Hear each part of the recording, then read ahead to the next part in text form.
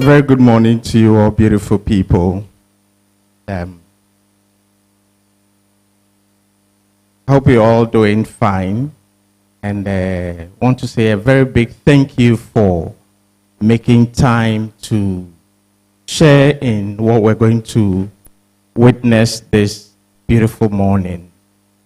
But you can agree with me that we don't take for granted the fact that we are alive. Therefore, we want to acknowledge that supreme being that holds all that we see in place and makes it possible for us to wake up and walk around and be able to do the things we do.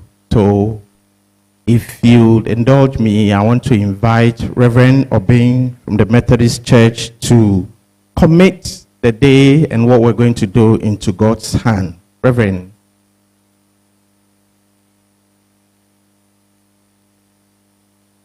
Let us pray. Unto the Lord be the glory, great things He has done. Unto the Lord be the glory, great things He has done. Indeed, great things you have done. And we are so grateful for life. Not just for life, but the provisions that you continually make for our life.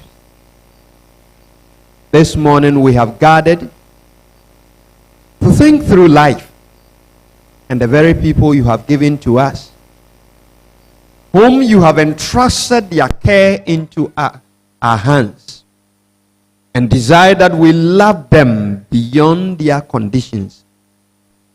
We pray, Lord, as we have gathered, give us your heart, a heart that sees beyond the physical being and is able to embrace all others. May our eyes be open. May our minds come to grips with the issues as speakers continue to reveal what we need to know. We pray that your Holy Spirit will help guide us, and we silence every voice of intimidation in the name of Jesus. We ask the Lord, your Spirit will breathe life into us. May we each leave this place joyful in our heart, trusting that you have given us a mission, and the mission that all will be loved through Jesus Christ our Lord. Amen. Thank you so very much, Reverend Obeng, that all will be loved. Beautiful people, this morning is not about all of us, but about the very beautiful young brothers and sisters that God has entrusted into our care. And they are the reason why we've gathered this morning. And also, you're part of history because of what's going to happen here this morning. And I want to say a very big thank you. The list is tall, but the reason for being here is all about this challenge that's on our hands, that everybody seemed to have pushed it to the background. And a spark in the heart of a very young one has brought us all here this morning. And I'm not an expert in this, but she's going to set the tone for us to have a conversation this morning. So if you would join me, let's welcome Amani, who is the founder of this foundation that has started this whole work.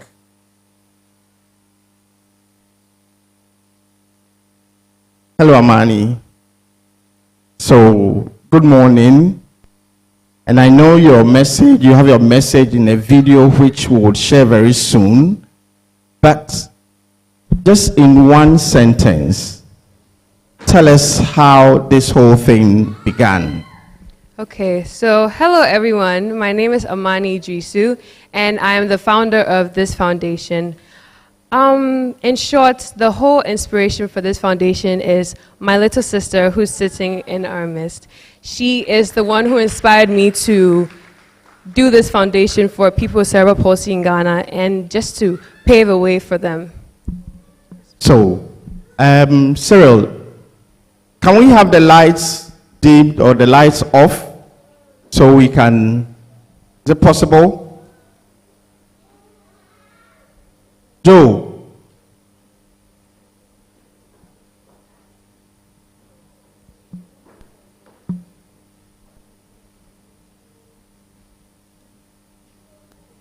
Jessica, can we have the lights off, please?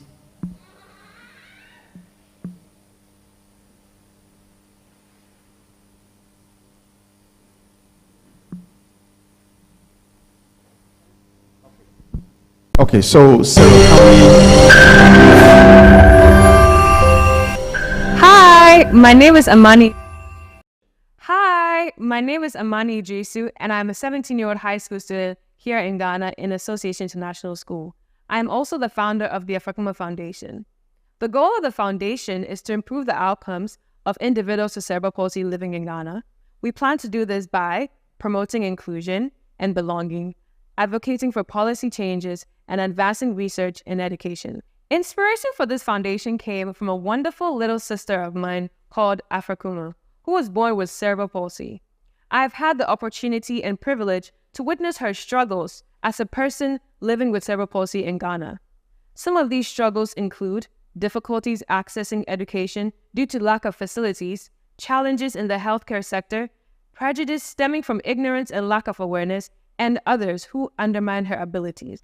Through her, I have been able to learn about cerebral palsy, not only from a point of privilege, but also from a perspective where people do not have enough to support their basic life necessities, let alone support the cost of healthcare for cerebral palsy individuals.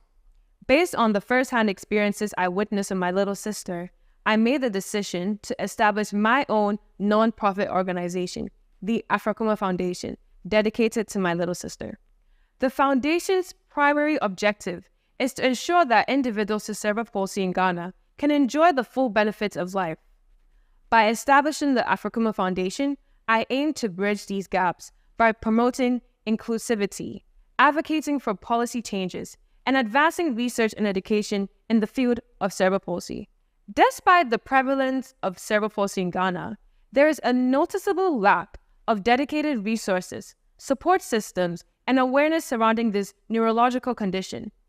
Individuals with cerebral palsy and their families often face numerous challenges, including limited access to appropriate healthcare services, specialized therapies, assistive devices, and inclusive educational opportunities. To address this critical issue in Ghana, the Afrakoma Foundation is taking a bold step by organizing this inaugural conference on cerebral palsy today. This conference will be an interaction among various stakeholders to discuss the state of cerebral palsy in Ghana and the need to pay attention to persons living with this condition. I am not an expert on the challenge, but through Afrakoma, I have some knowledge and understanding on what it means to live with cerebral palsy. I am extremely grateful to you for honoring my invitation to be part of this deliberations.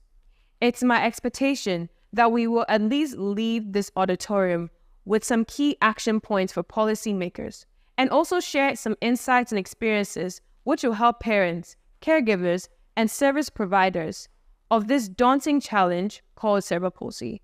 I'm also grateful for all the partners, speakers, and discussants whose help made this possible to happen. Once again, thank you all for being part of this agenda. Wow. Hi, my name is Amani Jason. Okay, so the objectives mention policy, caregivers, and the practitioners. And by the grace of God, we're blessed to have a rep of the Deputy Minister of Health in the auditorium. Oh, I thought you were going to clap to that. Then we have the best brains who understand this challenge to share some insight with us. And then the caregivers who are doing amazing things. Let's give it up for all the beautiful mothers who have owned the challenge. They have owned the challenge. They've not given up. And we say, God richly bless you. So I know you have your program, but we'll tweak and turn the program. So at this point, I want to introduce Afrakoma. She says she wants to sing. She wants to, I don't know what she wants to do, but let's receive Afrakoma. Share a thought or two, sing, dance.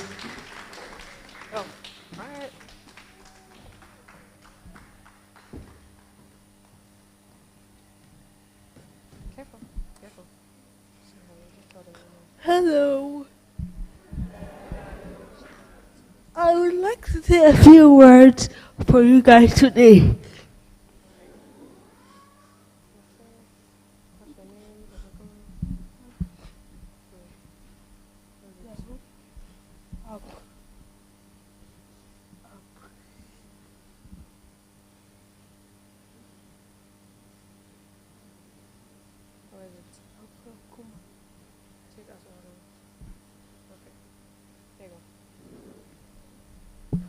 Hello everyone. My name is Afrakoma Idrisa. I am 16 years old. I attend multi-kids inclusive academy. I have big dreams for my future. I aspire to become an international business manager and a UI designer. I would like to convey a message to both the people, to both the government and the people. We are all here for a reason. God doesn't bring people into the world without a purpose. That's how I feel.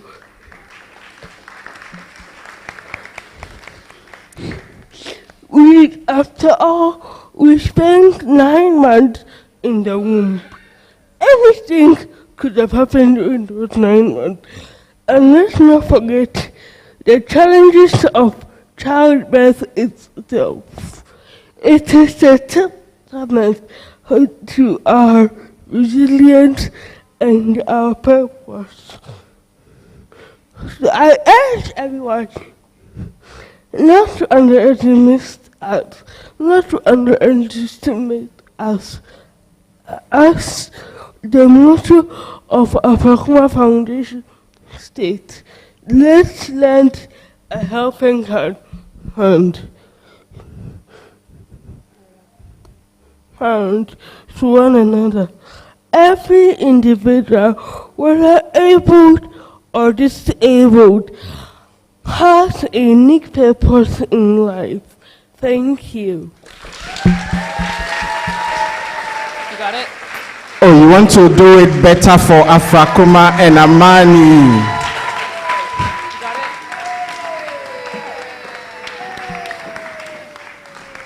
it? Thank you, thank you. Isn't that touching? For a moment, I had to hold my heart, my eyes, my everything. And we thank God for this privilege to set the ball rolling. The rep of the Deputy Minister of Health, who is a Deputy Director at the Ministry, Mr. Michael Paul. My apologies if I mention any name wrongly. I'm Chemi. So our Deputy Director would set the tone after listening to Amani and Afrakoma. He has a brief from the Minister, the Deputy Minister, for all of us before we get into action. So, Chief, if you're ready.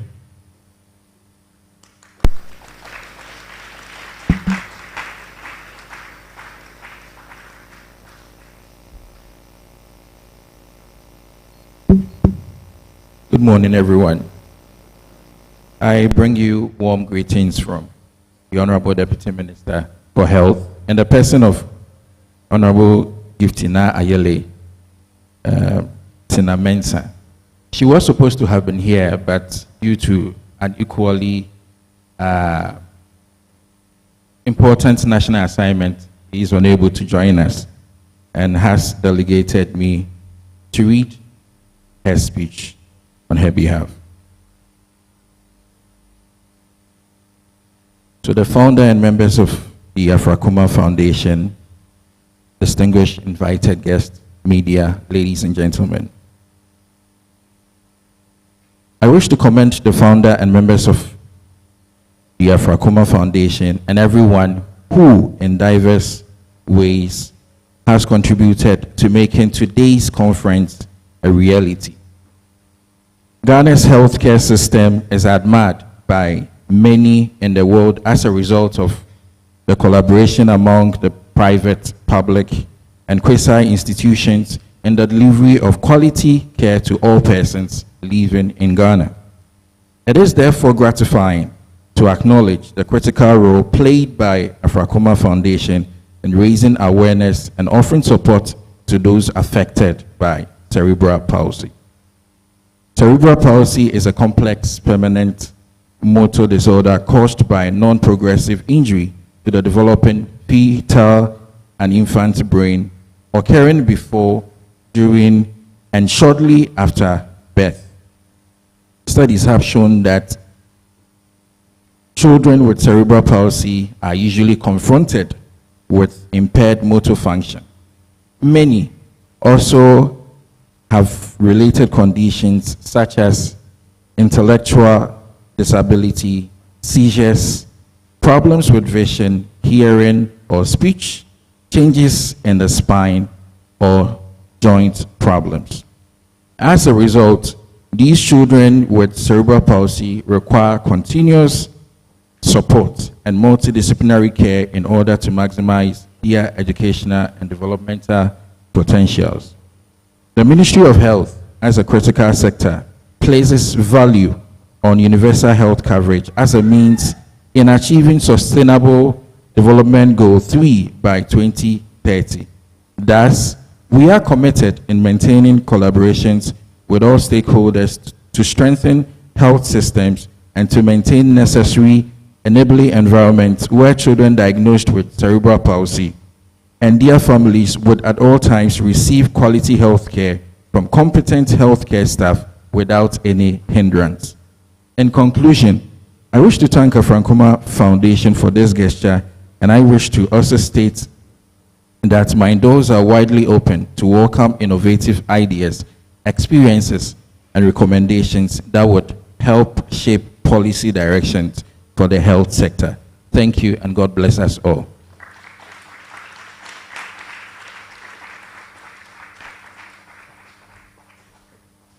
Thank you very much, Michael. And in regards to the Deputy Minister, we definitely would come with some action points for consideration. Next is we have the President of the Pediatric Society of Ghana, but she asked that she's billed to be with us later, but a few emergencies came up, and she said, no, I still want to be there to share a word or two so I can attend to the other emergencies. So, Dr. Hilda Mantibia, Mantibia, I said, oh, yeah, for me, Kromo. But you're Latiniana. Okay. So, shall we receive Dr. Hilda Mantibia Boy, President of the Pediatric Society of Ghana, to share a word or two? Thank you very much. Good morning, everybody. The leadership of the Afrakoma Foundation, distinguished ladies and gentlemen, and all mothers, parents gathered here, as well as their children. I bring you greetings from the Pediatric Society of Ghana. This is very exciting, isn't it? Isn't it? Yes, it's really, for us as advocates for children, we are really excited to see this program happen.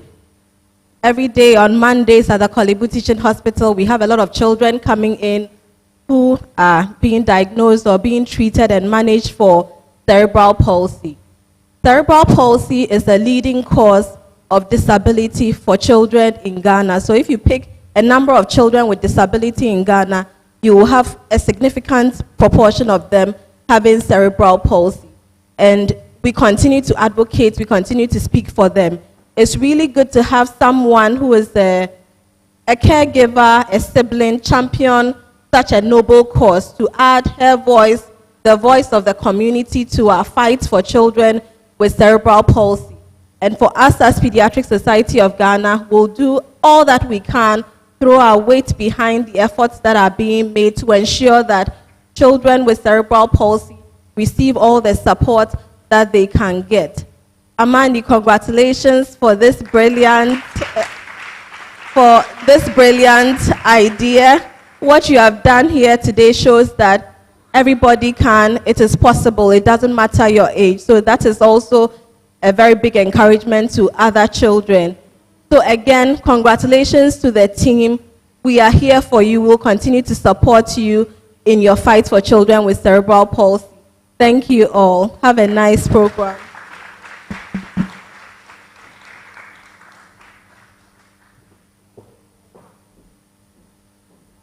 Thank you very much, Hilda, and we're grateful for the encouragement.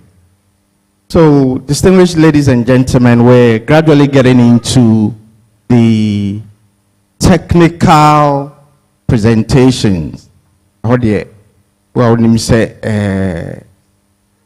terminologies, we know not why di keke no we tie di aye kano. So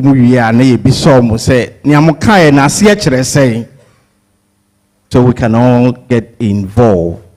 So we have some very distinguished professionals who volunteered to come and share insights into this challenge that has engulfed us. And amazingly, the first time I interacted with Amani, she kind of had a list of all the people we could talk to, and I was amazed at her age, 17.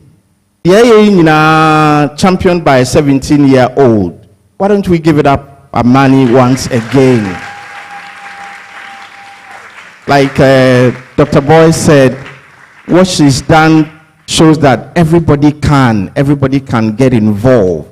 It's about inclusiveness. And we're privileged to have some distinguished practicing doctors and professors to throw light into the challenge that is on our hands. Cyril, can we delve into the... Okay. So I'm privileged to introduce our very first speaker. He's currently the head of Neurology and Developmental Services of the Department of Child Health at Kolebu Teaching Hospital.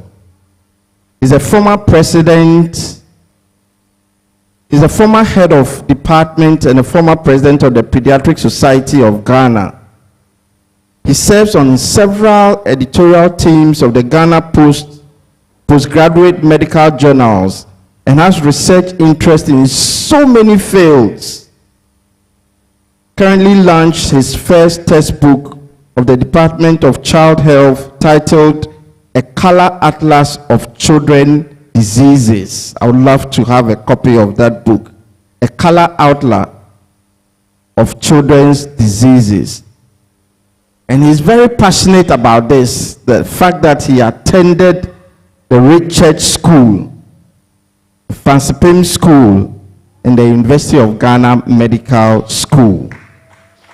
Distinguished ladies and gentlemen, help me welcome Professor Eben Padu to give the very first presentation. I hope I got the name right, Prof.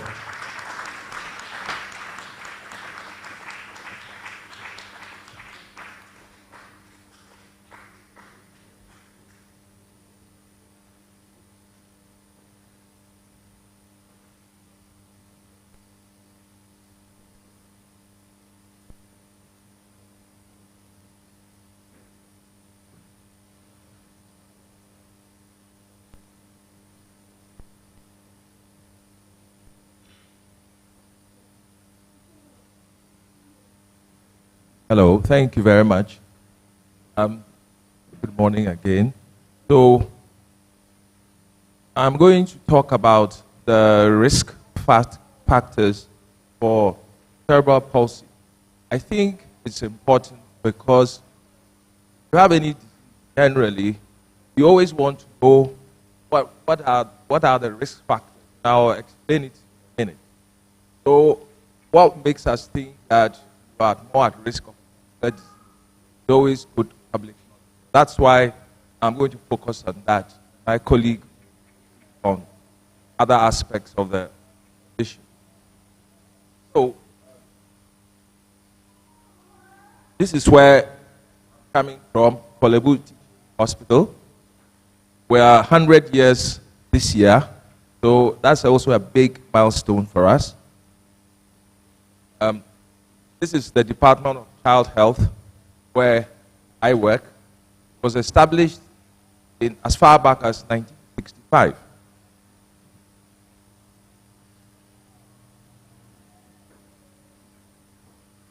So, my lecture outline is going to be this.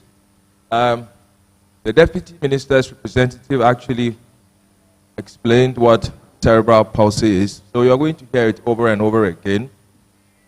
So we'll define it as we still understand it now. I'll give you a bit about some general statistics about Ghana. And then I will throw a spotlight on a little research we did on cerebral palsy patients. It was probably more than 10, 15 years ago. And then we'll talk about the risk factors, the thrust of my lecture today, the known risk factors for cerebral palsy. And we'll conclude. So I should be done in 20 minutes. So, what is cerebral palsy? Told that the non-progressive disorder, when we say non-progressive, it means that when that injury occurs, it doesn't occur again. So it occurs as a one-time event. It's like getting $1 million. It's a one-time event. You don't get it again. So that's what happens. It happens once and it doesn't continue, which is why we say it is non-progressive. And basically, it's something that occurs, just disturb your movement and your posture. These are things that are finely regulated by the brain. As it is disturbed, this is what the effect is. So, cerebral means something to the head or brain, and palsy simply means poverty of movement. We want you to do it. So, let's emphasize that the damage cannot be cured. So it's occurring very early in the brain and it's a one-off damage. It cannot be cured in the sense that we can give a drug and then it stops or arrests that early damage. So the damage occurs very early generally and it cannot be cured. And then, like it was said earlier on, it can affect your intellectual functions, your sensory functions, and other things like behavior.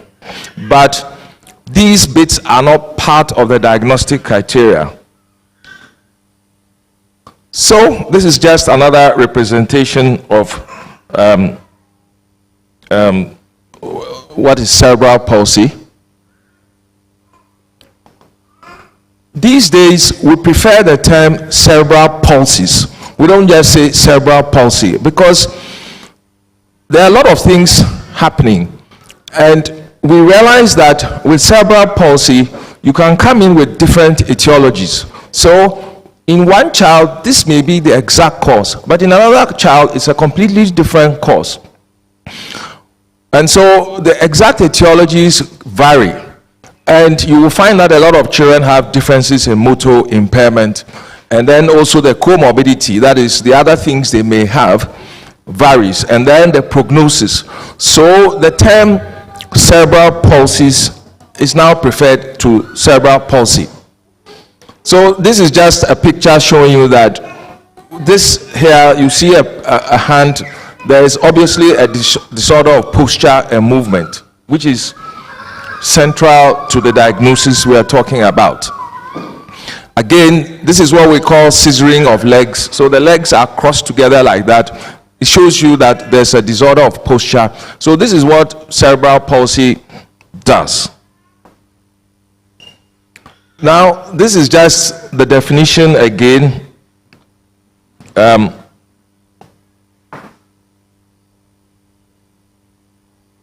It's more or less a recap that it's a disorder of movement and posture.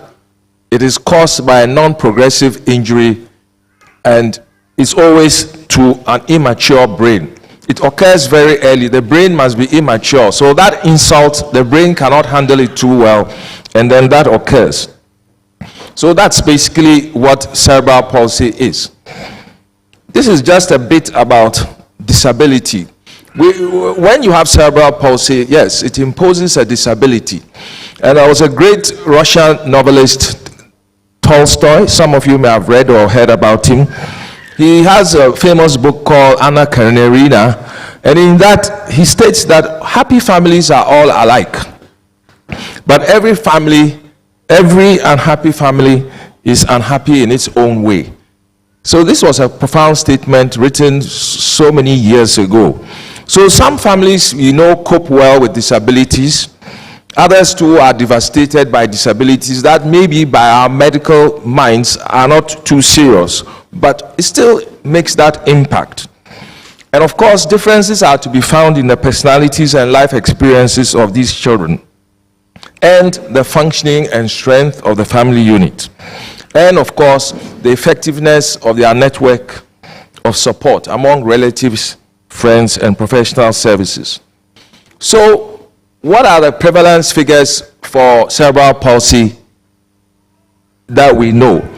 Worldwide, we will quote 2.5 per 1,000 live births. So, out of every 1,000 live births, 2.5 children generally would develop or have cerebral palsy. In Ghana, as usual, we don't have accurate statistics, but conservative estimates will put it at maybe 1 in every 300 live births. So that is what we know. If we extend it, then we could probably say that in Ghana, we have a population of about 22,000 with cerebral palsy living with us. These days, like I said or hinted at, there are interesting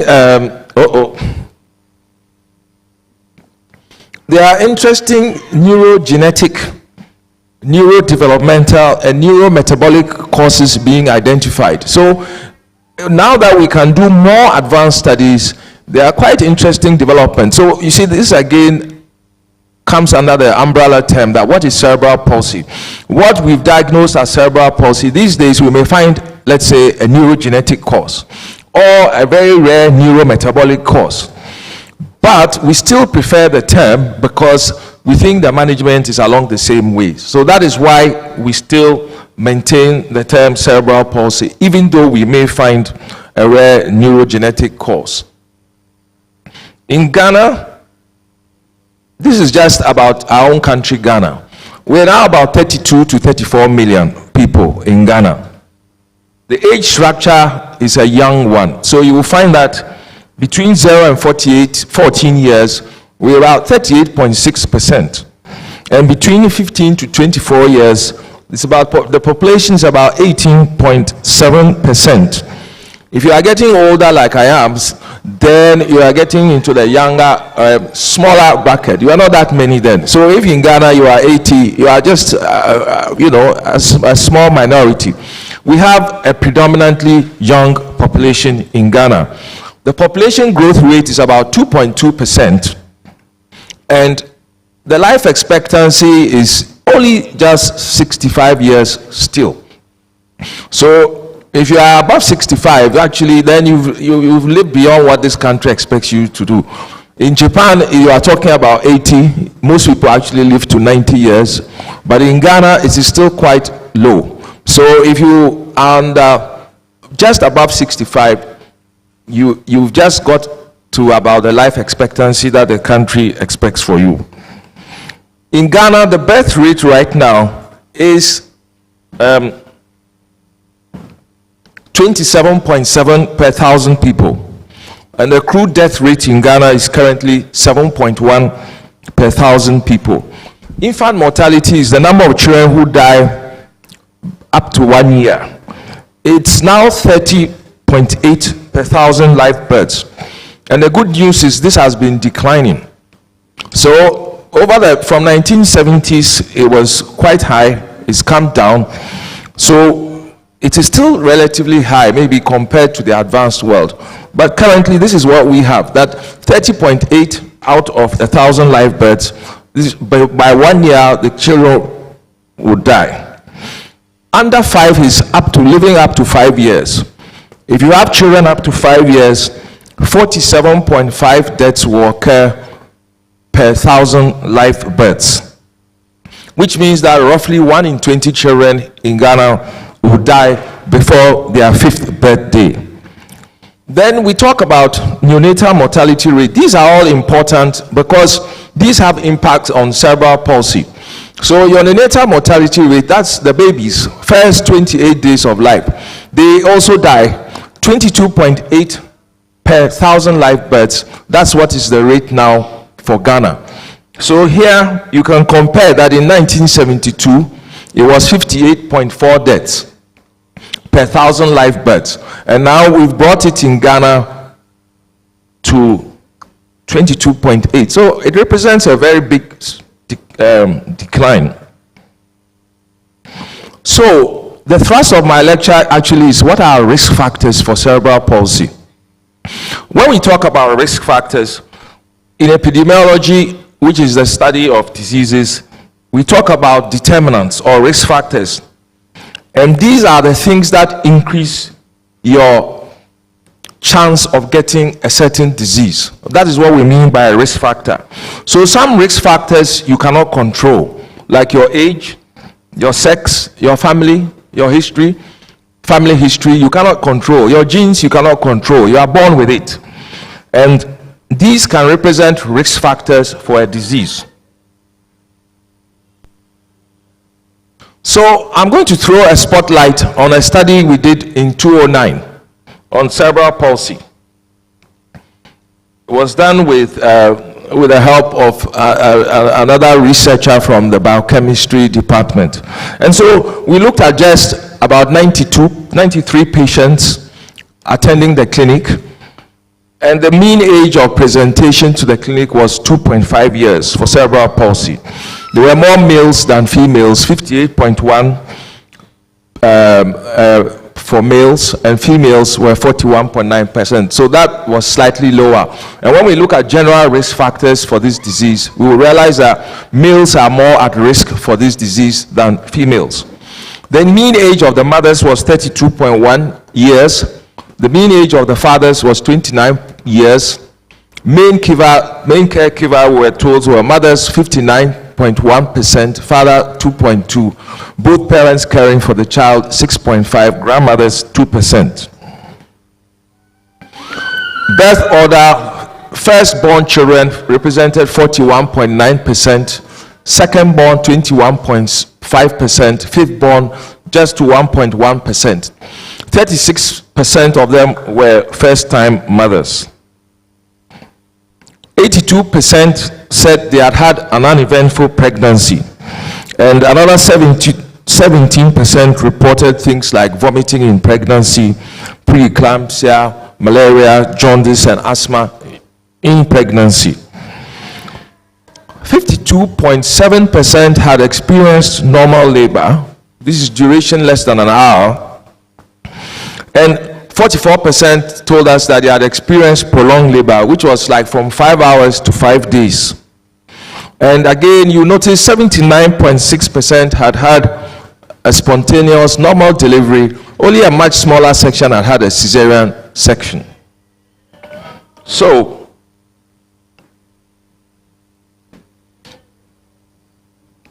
this is our NICU at Kolebu, where most of our babies are being born. You can see the mothers there It's not too clear when it's being projected, but at least that is the NICU at Kolebu Teaching Hospital. So when you are born very small, that's a very big risk factor for developing cerebral palsy. So here, this is our record at Kolebu. This child was born at 25 weeks. She weighed only 650 grams. And when you are like around this age and weight, then the rate is very, very high. That means 60 out of 1,000 children like that will develop cerebral palsy. So it's not a good thing to be born too small, and neither is it a good thing to be born too big. So the law of averages work. It's always good to be average weight, average intelligence. So this is a 25-week, very, very tiny. So the chances of developing CP are very high. So when we looked at our study, these were the underlying causes in the study. So 38% had reported birth asphyxia. I'm sure you've all heard about birth asphyxia, and all it means is you got an abnormal fetal heart rate. When the baby is inside, the heart rate is abnormal. When you come out, you are not breathing, you are having difficulty breathing, they need to resuscitate you, and then there are other problems with the baby. Those things constitute what we call birth asphyxia. So 38.7% were reporting evidence of birth asphyxia, and 24.7% had jaundice, neonatal jaundice. Jaundice is a big problem for us also. In the developed world, severe jaundice is not too common, and they are treated quite promptly. But in our studies, we realized that jaundice is also one of the preventable causes, so we need to look at that carefully. Some had reported pneumonia, breathing problems, fever, and meningitis as the causes for children with cerebral palsy in that study. So this is an example of a very yellow child whose blood is being changed soon after birth because the baby is too yellow, and when the levels are too high, it becomes toxic to the brain. So this is something that we must try and work hard at. I must admit that with better phototherapy services and in most of our hospitals, we are not doing too much of exchange transfusions. So again, if you are born with a very small head, then there's also a high risk of developing cerebral palsy. So that's a picture of a baby with a very small head at birth, a high chance of developing cerebral palsy.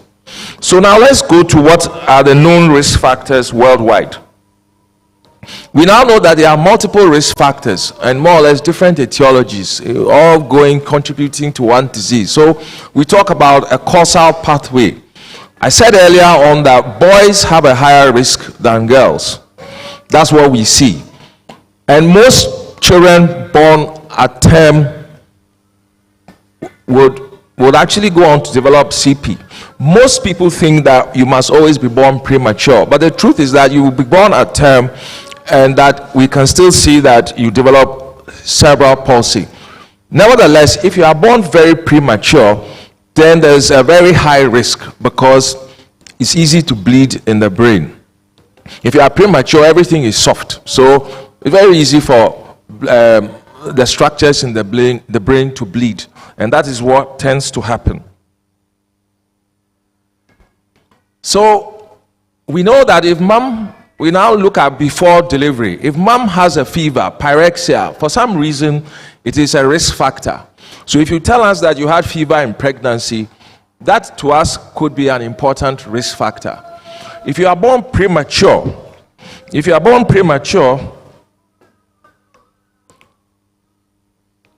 there's a very high risk of developing cerebral palsy.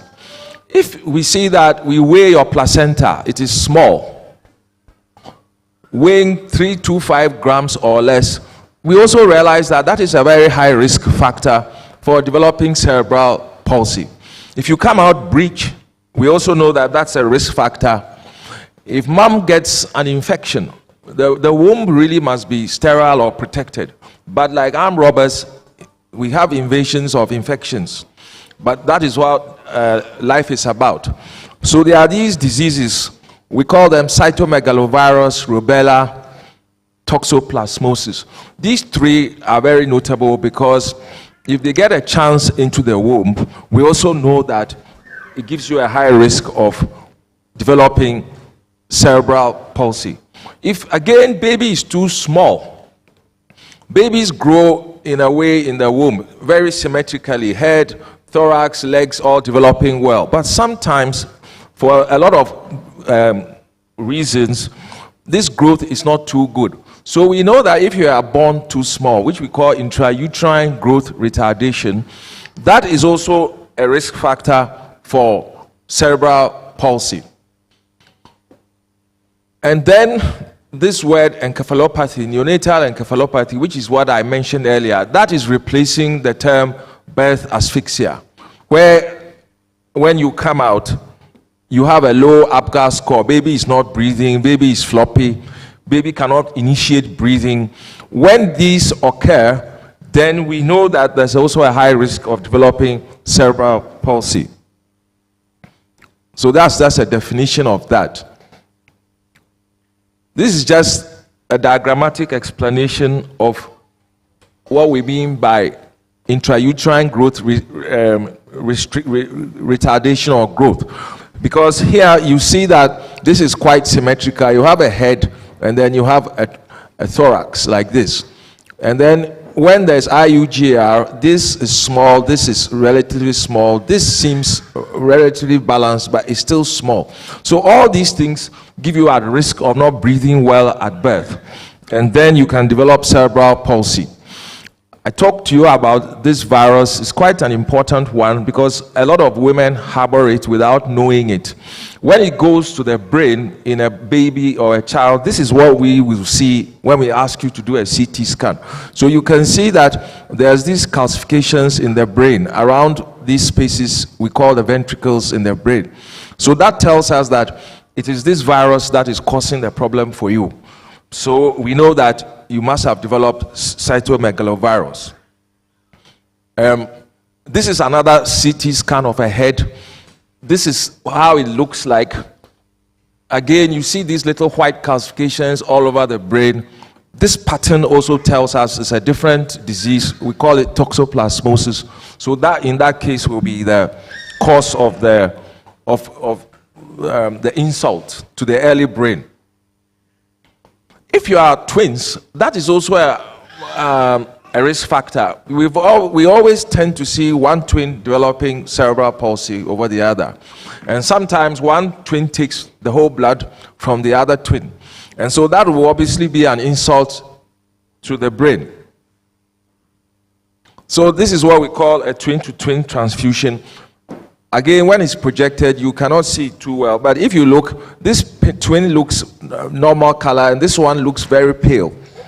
And so this is what we call a twin-to-twin transfusion. That is also a risk factor for cerebral palsy. When we look at the general antenatal factors, so it could be that it's chromosomal minor birth defects, maternal hypertension, maternal epilepsy or thyroid disease.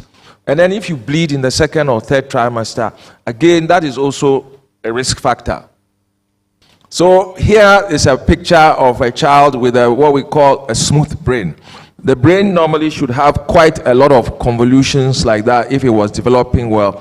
But here it hasn't done that. So it's almost smooth like this, like a figure of 8. That is also a major risk factor for developing cerebral palsy. Again, this is another specific one to CP that we see. So I'll just take you through this. There's your spaces in your brain we call ventricles. Here you can see a big cystic space here. That's the medical term here. You don't need to bother about it. But when we see this, again, we know that you are likely to develop cerebral palsy, and that is coming from a bleed in the early brain. This is another very typical image. You don't need to worry about that, but you can see that there are like little strands here, spaces in the brain, and this is the term we have for it. When we see this pattern also, when we tell you to do a scan, we are able to tell maybe roughly the time of the insult to the early brain to get this pattern. This is what it's called, encephalomalacia. So you see multiple cysts. We will call it like Swiss cheese appearance. It's caused by very early injury near term. That is when you are about to be delivered or very soon after delivery. Some injury must have occurred, and then you get that pattern. When you see this, it tends to come with quite severe cerebral palsy. Alcohol can also do that. I'm not saying that then if you have CP, it means you've been taking alcohol, but alcohol is also a known, it's like a teratogen. It disturbs development everywhere. And so here, if mother has consumed alcohol, 8.3% of that cohort group will develop cerebral palsy. You can see here this child's thin upper lip compared to the lower lip. You can see this side here, which we call the philtrum, is smooth. That is quite unique to consuming alcohol in pregnancy. And so when we see that, we're able to ask you that, did you take alcohol? And if it is yes, then we would say that that is fetal alcohol syndrome. So a lot of them will also develop the same thing. So you see that we have different etiologies for the same disease. When you are about to deliver, these are all things that can happen. In a sense, I've mentioned it. Jaundice is very important in our environment, bleeding in the brain. And then when a baby comes out with what we call meconium staining, which just means that the baby has been stressed inside. So if you look at this picture, the baby's skin looks very like brownish yellow. When you come out like that with this staining, then we say you are meconium stained. So it means that you've been stressed in the womb and you passed, the baby has passed a kind of pool inside the womb. And so when the baby comes out, it's stained like that. So all these are risk factors for cerebral palsy. Again, meningitis, if you get a bad infection in the early brain, this is how it looks like. You're bleeding underneath the skin. This is a baby in the emergency room. There's a lot of bleeding going on underneath the skin because of an infection in the brain. So that is meningitis, also a big risk factor for cerebral palsy.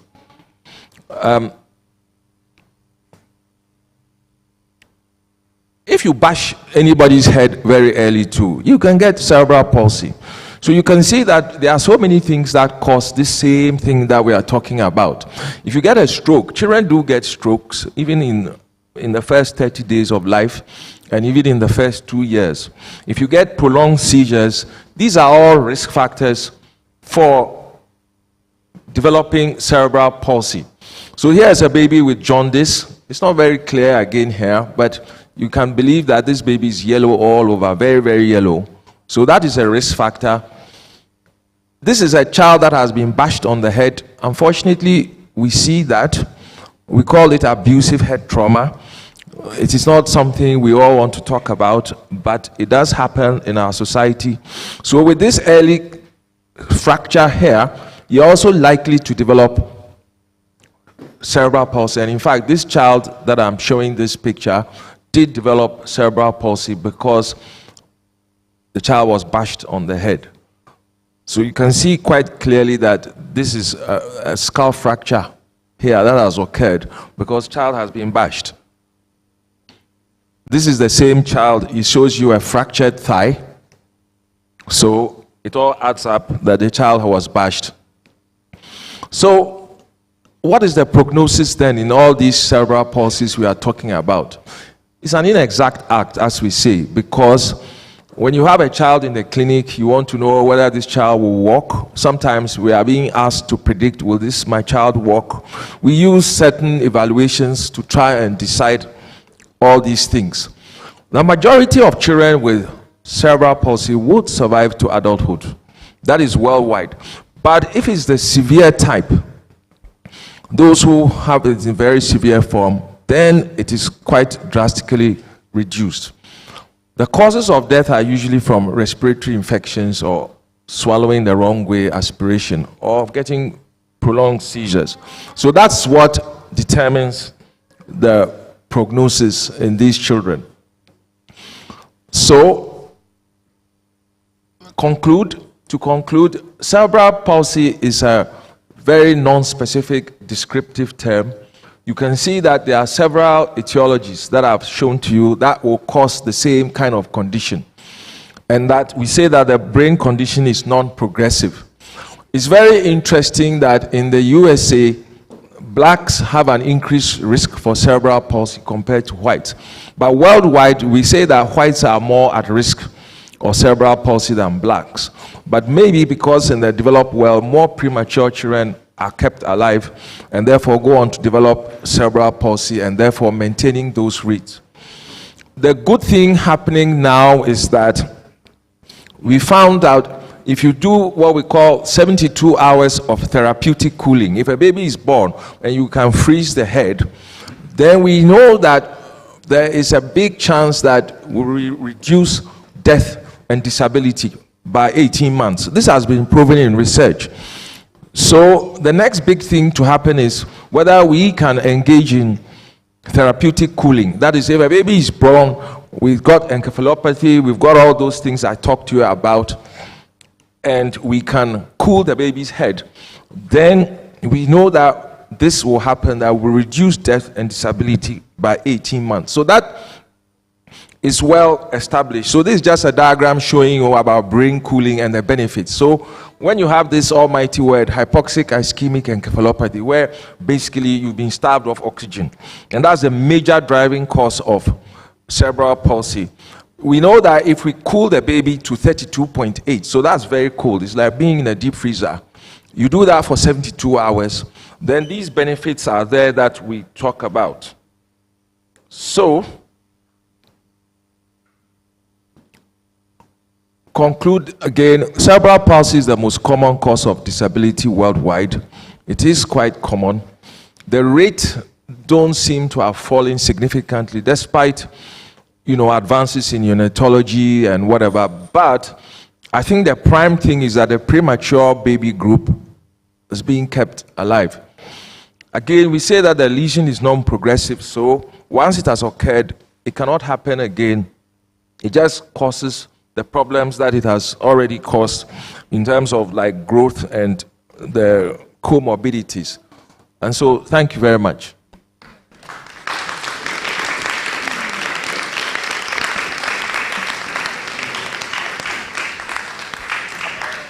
I'm not sure if I'll take questions now or it will be later.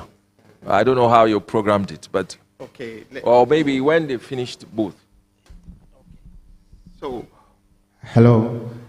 Anybody has any question or any clarification you would want Prof to address? There's someone there. Okay. So you mention your name and then you ask your question.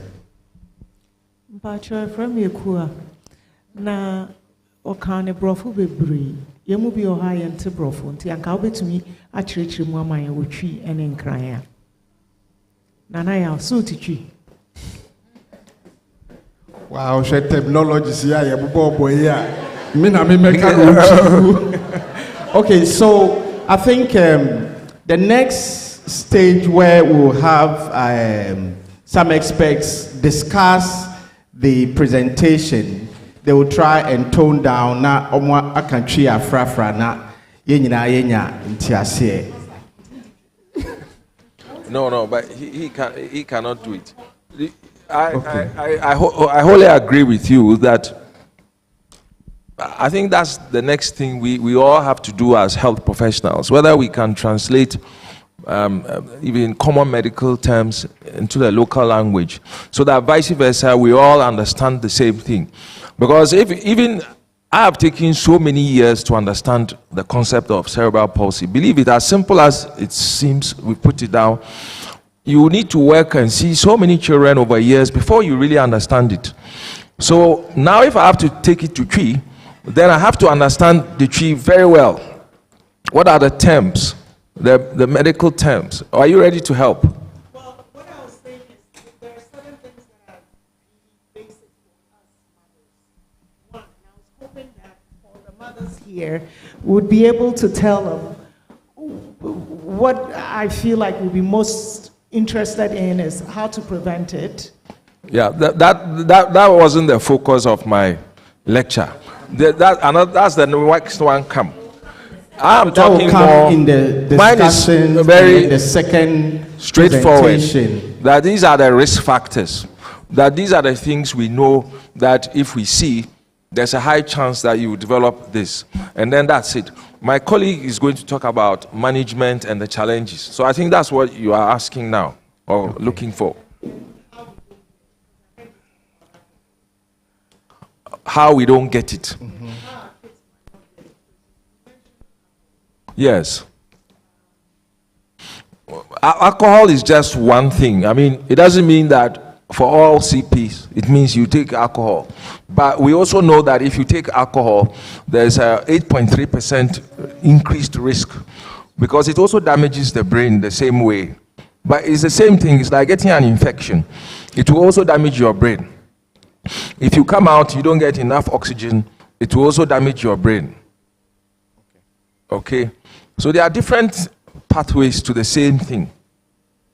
Okay. So, You say, thank you very much, Prof. I think this is what we'll do. We're grateful, Prof. We're very grateful. Down. We'll break it down. And we're grateful to Prof for the insight. But I think the second presentation and the discussions would tone down, and then we can engage our mothers. In fact, for the discussants, you are free to speak Ga, to speak Chi, any language that can break it down. You're free to do that. So once again, we're very grateful, Prof, for your insight. Before we take the second presentation, there's a young man here, Ni Akwadram. Is Akwadram the name? Okay. Ni has this challenge we're talking about, but interestingly, it has not limited him. Crack, crack, crack, crack, crack, crack, crack, crack. And it's amazing Niema ni etumiye and Niema waye. Just to tell ourselves, when the right support systems are in place, there's no limit. Matisa Afrakoma this time of person after her message. So briefly, we'll take some 5 minutes thoughts from Ni, and we'll show a few pictures of him swimming, playing football. They can cry the me who did in the ball. And shall we welcome Ni Akwadram to share a few thoughts with us?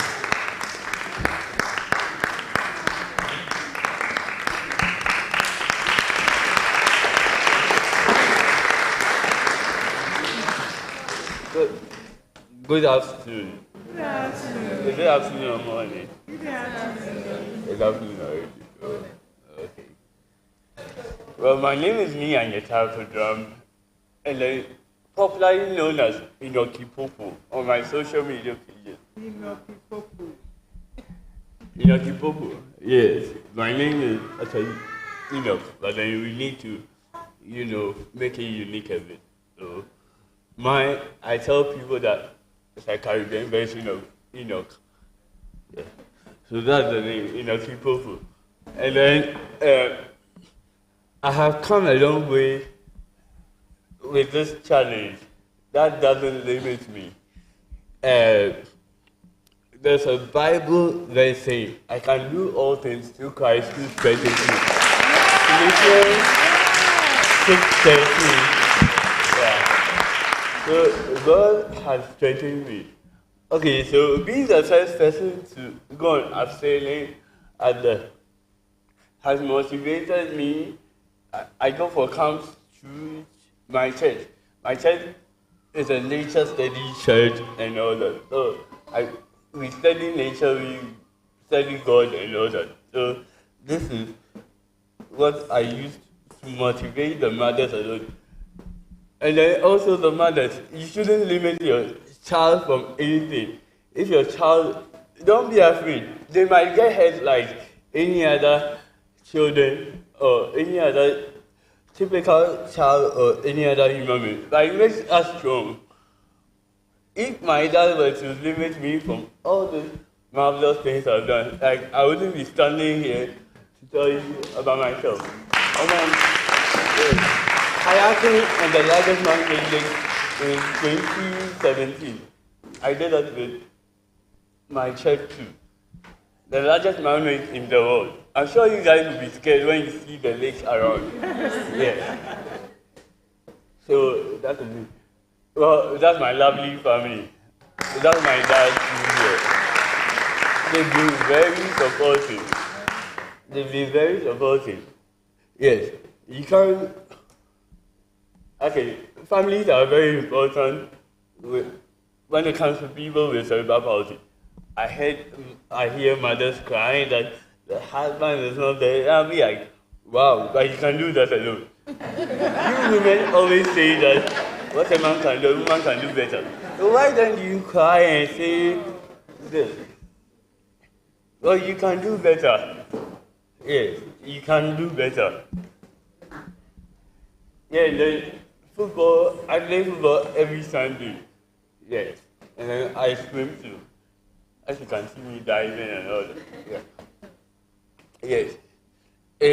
Swimming is also good for people with cerebral palsy. It's a kind of water therapy that I hope you can hear me. Yes. Yes. It's a kind of water therapy that stretches the muscles. When you move your body in the water brings you back, so you have to fall and push forward. Yeah. And then football, I'm there. How many of you are Chelsea fans here? Good, we'll come back soon, don't mind them. Yes, and then, yes, you can't argue with me if you don't know about your team. Whether Manchester United, Barcelona, or whatever. I'm a Manchester fan, so. Yeah, Premier League, I get it. So tell us about your school life. Well, my school life has been very challenging and all, but then my mates saw that I could do whatever they can do and then do it even better than them. So all they had to do is to support me with writing notes and all that. Some of them write notes, then I take it home for my mom to copy and all that.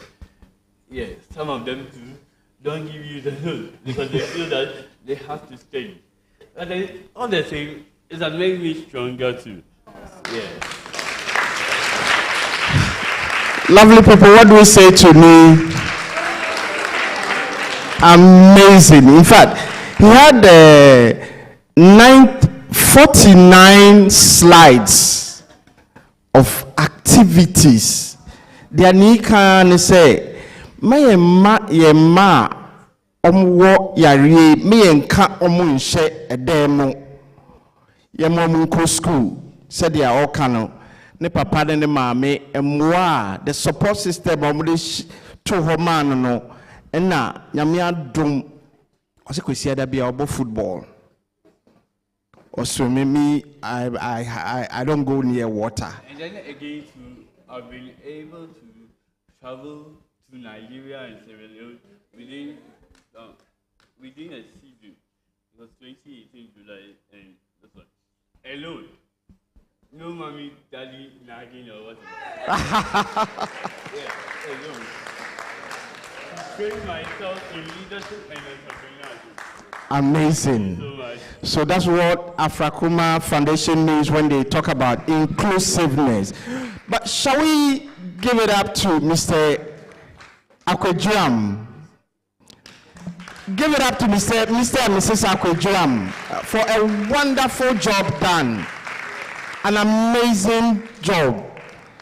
They are an example of parental support for Yema, Sebio, or Omuro challenge EB. They say, Mamene, Papa, eba together, ebe to me, abwa, ama, omwenya, jinapa. And I say, so Papa ni okra, what a man can do better. Shall we clap for me? Thank you so very much, Ni. Something you want him to share? Yes. Okay. Okay, I'm also the founder of Cerebral Palsy Awareness GH. I formed it to educate the public, to motivate the mothers, and to help. So your few contributions to the foundation help people with cerebral palsy. Thank you very much. Thank you so very much. Thank you, Nee. Amazing stories. And I'm sure, say, mothers and fathers here should share stories.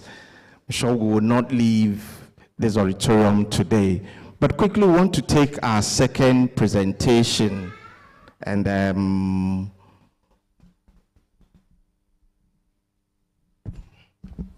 just indulge me one moment. Let me set up Dr. Marilyn's presentation.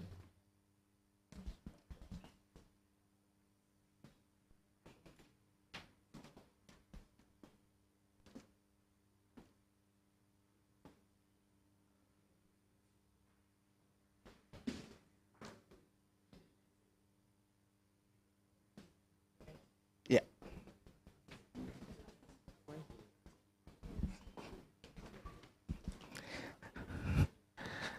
I'm sure when you be beer, when you be beer and fee and she no paya. Titro ne say, ye ma sabio omo challenged with CP no ma ye ka omo she edem. Say ye boa ebusia enua damfo so ko school so all in the community. Let's provide the necessary support systems for them so they can achieve the dreams and the aspirations on their hearts. So we're privileged to have the second presentation done by a very renowned pediatrician. She's a consultant and she's currently the medical director and CEO of Missions Pediatrics, a specialist children's hospital with emphasis on neurodevelopmental conditions. She's also very deep into research in several areas, especially issues that affect child development and how we can provide the needed support so they can achieve their full potential.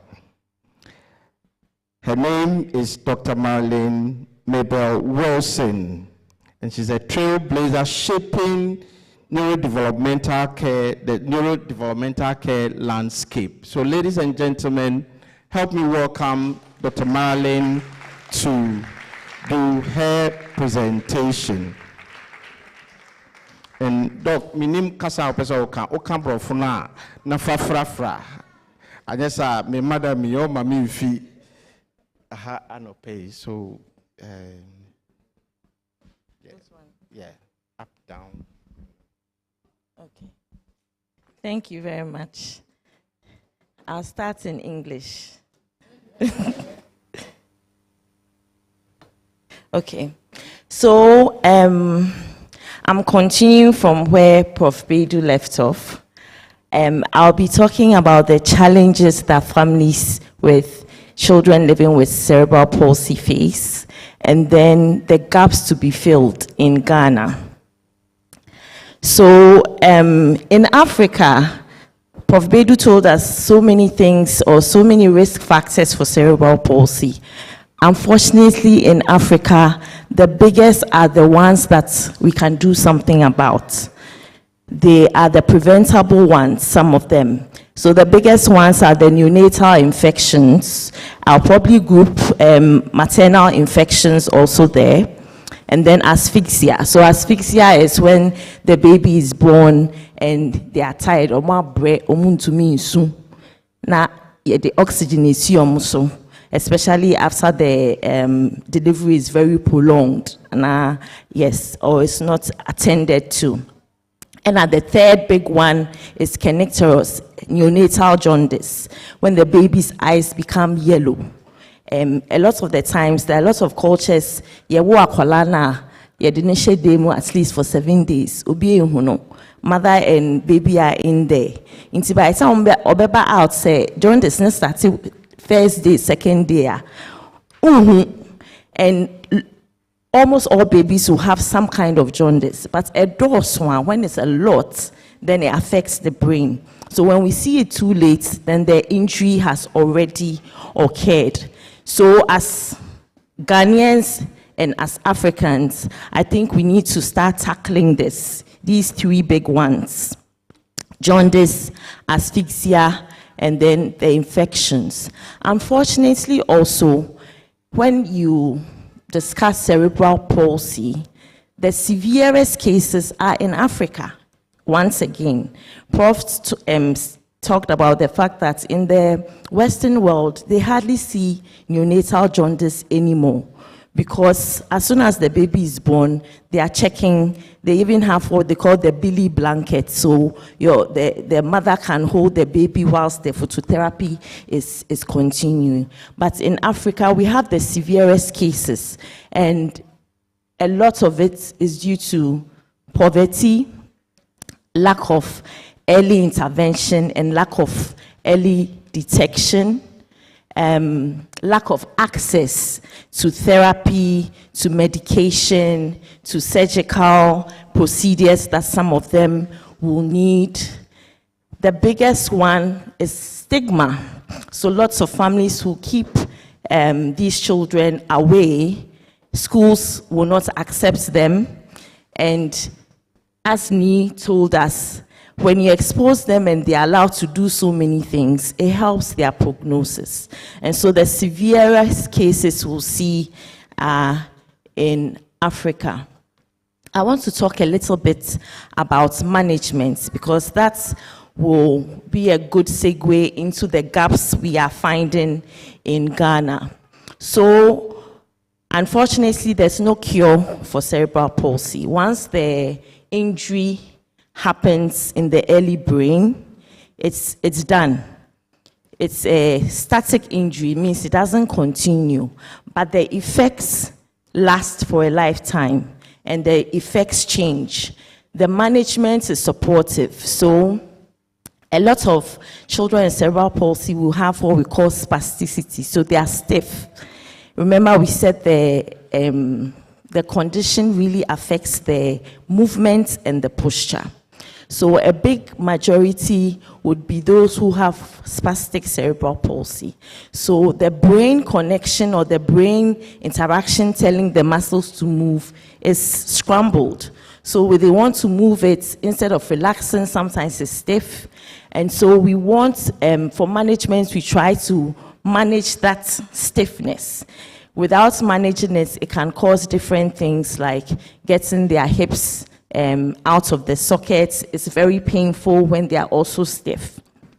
And it also affects their movement. So if you are so stiff, then you can't sit down, you can't lie down, you can't, fold your legs and things like that. So managing the tone or the spasms they feel is one big one. We use medications, we use physiotherapy. Physiotherapy is the biggest one, and I'm sure all the moms here have been to physiotherapy several times. Physio doesn't work like the way maybe anti-malarial work, as in you do it once or twice and it's done.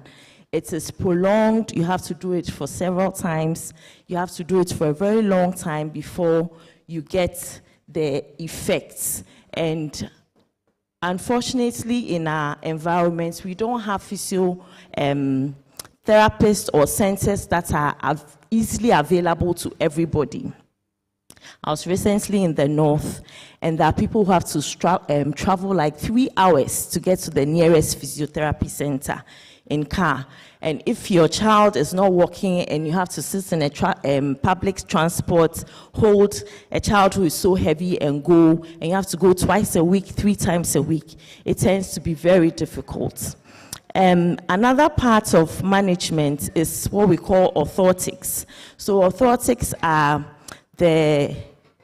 how will I explain this one?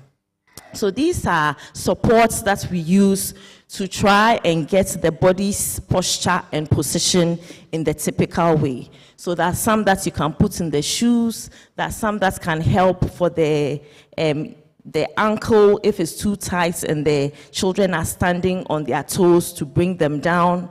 There are some that can help if the back of the thigh is too tight to stretch it. We do not have a lot of orthotic specialists in the country. I think I know about 3 so far in the whole country. And we do not have the things we need to be able to make it more available to everybody.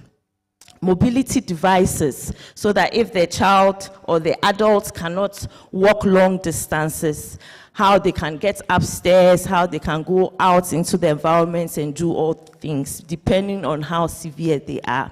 So these are some of the management challenges that we face in Ghana. Management, somebody has mentioned already, is multidisciplinary. So it's not only one person.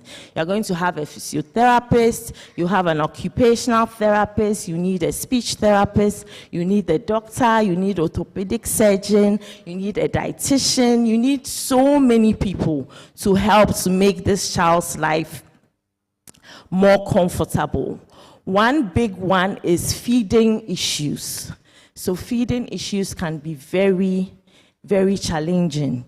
If the baby or the child is not swallowing properly, and each time they eat, some of the food goes into the chest, that's one of the major ones that causes chest infections and also causes death. So feeding issues, the dietitian, the occupational therapist, and sometimes the pediatric surgeons would help depending on what kind of feeding issues the child has. Hip surveillance, spine surveillance, all these things are part. The last one I want to talk about in management is drooling. And that's one big one that parents are so worried about. They wish you could do, if you can't do anything, can you help my child to stop drooling?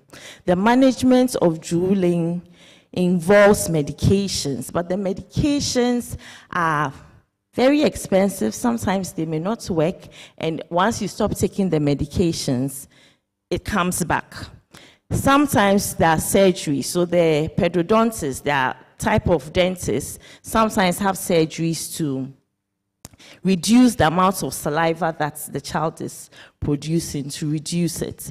Some people use botulinum toxin. Occupational therapists have certain exercises to improve the muscles around the mouth so that you can close your mouth so that you don't have to drool. The whole thing of drooling is that we all produce so much saliva as we are speaking, but we keep on swallowing, so we don't drool. But if you can't swallow fast enough because the muscles in your body are not working well, or the muscles around your mouth, or you can't close your mouth, then it causes drooling. So that is the management. We have, in all these other management steps I've talked about, there are challenges we find families facing in Ghana, all of them having that. I try to pick the minds of the families I know with cerebral palsy, asking them, what do you want to tell people for this conference? Unfortunately, I didn't get a lot. I got about 10 responses, but looking at this, I think it is representative of what others would think here. So let's look at it. So I asked, what areas of care are the most expensive for you? And you can imagine the biggest was therapy. 40% said therapy. The second biggest was childcare. So these are things we probably would discuss during the discussion. How do we go forward from here? How do we help families with therapy, with childcare? Which battery is this one?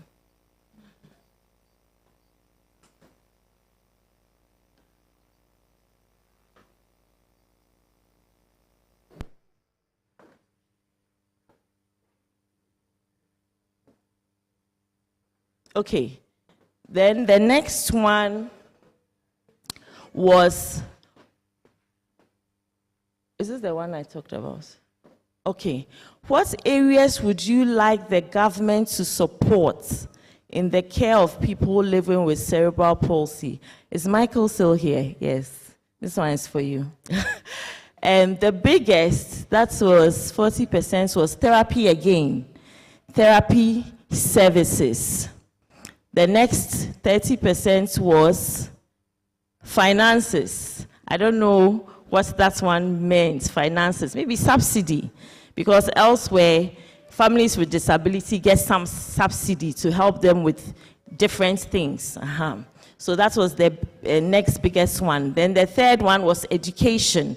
So in my experience, when it comes to education, the main thing is inclusivity. That schools, even though as Ghana we are supposed to be running an inclusive education, we have an inclusive education policy, there are parents of mine who get sacked from school or don't get admission. They'll say, okay, we don't have the expertise, or other parents are taking away their children because of your child, and because of that they send you away. So we need to tackle that. Hey, okay, good. What has been, the next question was, what has been your greatest challenge since your child or relative was diagnosed with cerebral palsy? The biggest one was specialists and professionals who can help. This was 60%, said specialists and professionals who can help. So these are doctors, physiotherapists, speech therapists, occupational therapists, orthotic specialists, orthopedic surgeon, dietitian, nutrition, all these ones. Families cannot find them. The next one was therapy services again. So therapy services keeps coming up. This is something we need to do. We have 16 regions in Ghana. There are regions who do not have physiotherapy. There are regions currently in Ghana who do not have even one physiotherapist. When it comes to speech therapists, the whole of the north, 5 regions of the north, they have one speech therapist in Tamale. The next one was, what would you like people to know about living with cerebral palsy? This one I have to read out. They deserve to be treated as priority. It is not easy handling such kids, and so support from governments and support services should be increased. They are not spirit children or water gods. People must learn to accept them in our society. It is possible to thrive with therapy and supportive care services. CP is non-communicable, and for that matter, people should not stigmatize. They want people to understand the condition. It is not easy, and early intervention is needed, and it really helps. The last question I asked them, if you could wish anything about CP and CP services, what would it be? And these are their wishes. Affordable home-based services. So, depending on the severity, as the children grow, it's really difficult to take them and travel with them if you don't have your own car and if you have to use public transport. So if you need physio and you need this several times a week, then maybe a mobile services where the physiotherapy would then go around from home to home to help you with physio may be very beneficial. Educating them inclusive of therapies. So to have physiotherapists in our schools who have children with cerebral palsy so they can have physio in school. Inclusive education, free therapy. Why don't we want to? Yes, we like free therapy. Free therapy. Aqua therapy in heated pools. So this is our wish list. Aqua therapy in heated pools. Nee told us that swimming is really good when it comes for cerebral palsy. It helps. It's really good physiotherapy. It relaxes the muscles. And so they work very hard, but they can't feel the pain. It's usually when they come out that they realize they've really worked hard and it really works for them. Good supporting system and good healthcare center and services. Inclusive education, easy access to therapists, train people to offer home care services, available for free, and then multidisciplinary support. You can see that the same things keep coming. Therapy, professionals, support, no stigma. And even though this is the response for only 10 parents, I'm sure the parents here, do you agree with these 10 parents? Yeah, I'm sure it is representative of what most parents feel. So how are we going to bridge the gap? How are we going to bridge the gap? If you look back at the risk factors that Prof. Bedu talked about and the ones that are really prevalent in Africa, optimal health for our women is very important.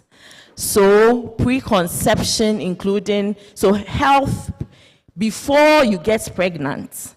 So good nutrition, making sure you're taking your folic acid, making sure that you are healthy so that you do not succumb to all kinds of infections during pregnancy, making sure you're not taking alcohol both before pregnancy and during pregnancy.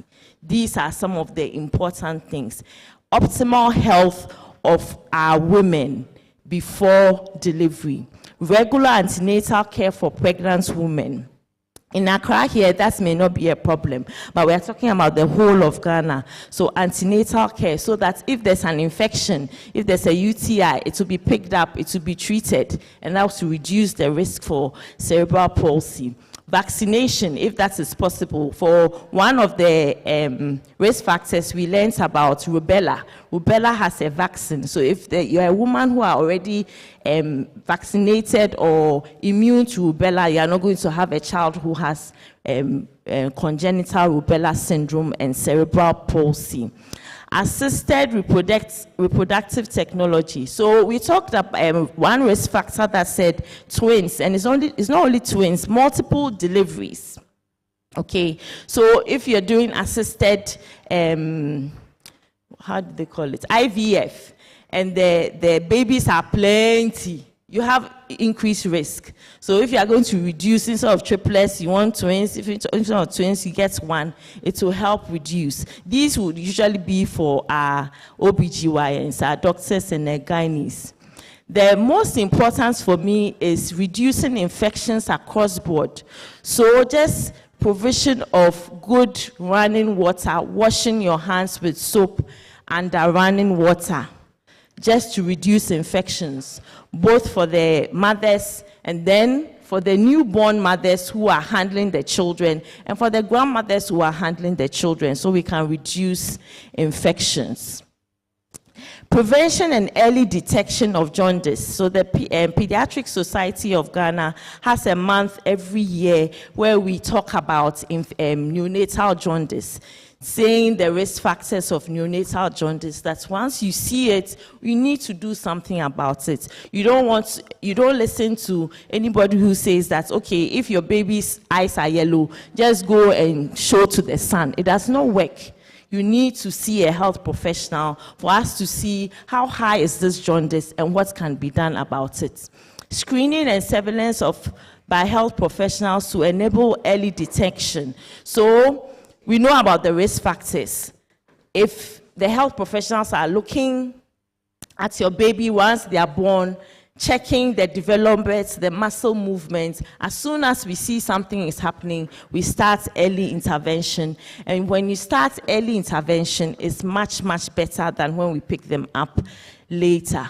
Then the last ones, which are very important, is what we are doing now. Education and advocacy of the public, so that everybody understands what CPS, cerebral palsies are, so that they come on board and help the families. And then engaging stakeholders. So this will include all the different kinds of doctors. So the doctors who look after the women when they are pregnant, they should know some of the things that they need to look out for so that the babies don't come out with the issues with cerebral palsy.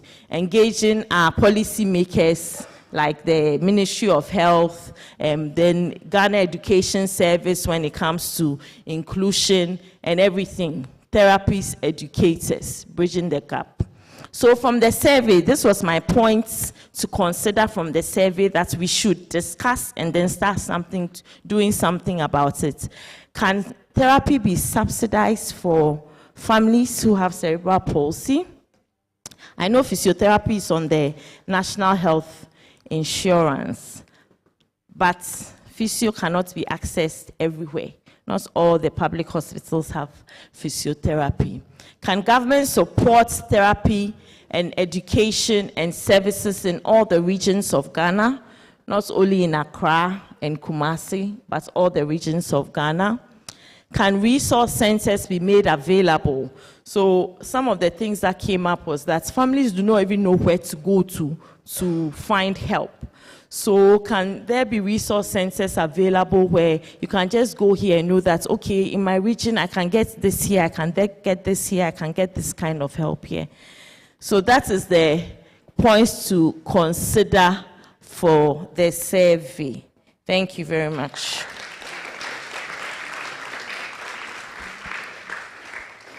We'll take questions.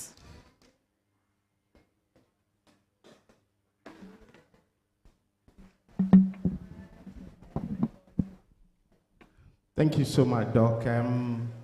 Okay, you want to give it up for Doc once again, and I think so. Doc, you may take your seat.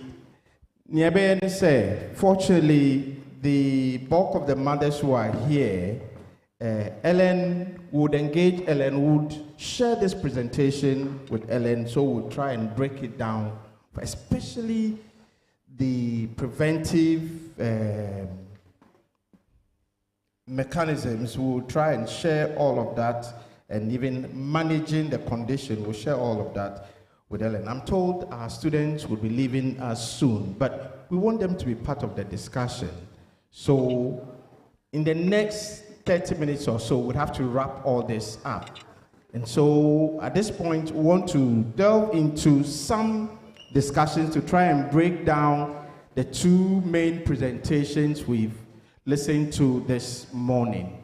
So to help moderate the discussion is a lady who is a registered nurse and currently is a PhD student at the University of Cape Coast.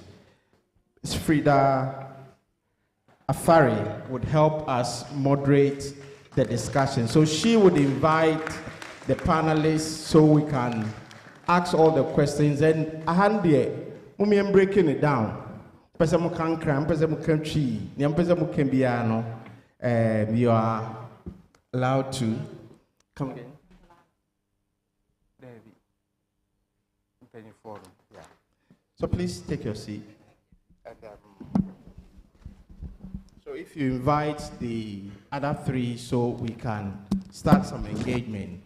Cyril, can you help move this?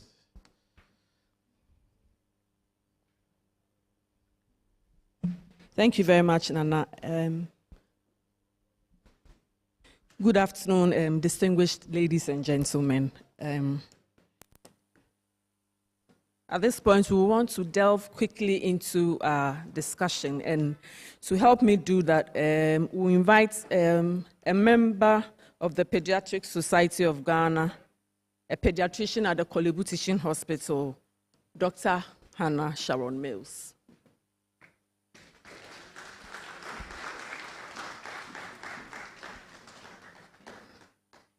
And then the executive director of With God Cerebral Palsy Center at Teshi, and a mother with a child with cerebral palsy, Mrs. Ellen Afram Dadsi.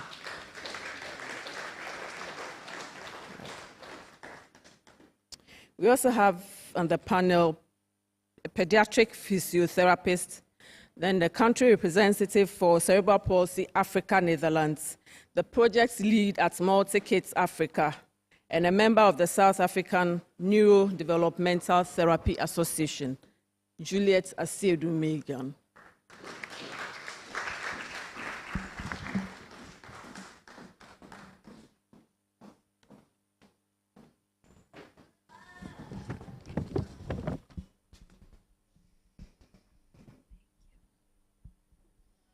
Thank you very much, ladies, for being here. Dr. Mills. I want to ask you to give us what cerebral palsy is. We want to understand its causes, symptoms, and diagnosis. We know Prof. and Dr. Marilyn have spoken enough, but we've been given the leeway to break it down, speak to your organ, mix it up so that our mothers here could really understand it.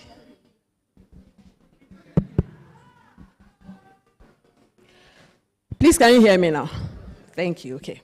I was saying we want to go back into all that Prof. Beidu said and Dr. Marilyn, but right now we are bringing it down to the barest minimum so that all of us here could appreciate what we have learned today. So I'm asking Dr. Mills to give us more understanding into the causes, symptoms, and then the diagnosis of cerebral palsy. Okay. Good afternoon, everyone. I'm excited to be here. And unfortunately, my tree and GA isn't medical tree and GA, but I will try and break it down as best as I can. All right. Okay. Prof. Beidu and Dr. Marble mentioned earlier that cerebral palsy is a condition, it's a group of conditions. So not every patient with cerebral palsy has the same symptoms. They have varying degree of symptoms. The American says, cerebral palsy, and yet yare bakope. Yare bako, but obia na ne de. Inti ebinum wo ha ombetumi anante. Ebinum betumi akasa. Ebinum betumi ma omo ho eduane, but some people won't be able to do that. So we need to see each individual with cerebral palsy as unique and manage them appropriately. And we also need to remember that when a patient has cerebral palsy, it's not just the condition where they have issues with movement. They usually also have other conditions associated with it.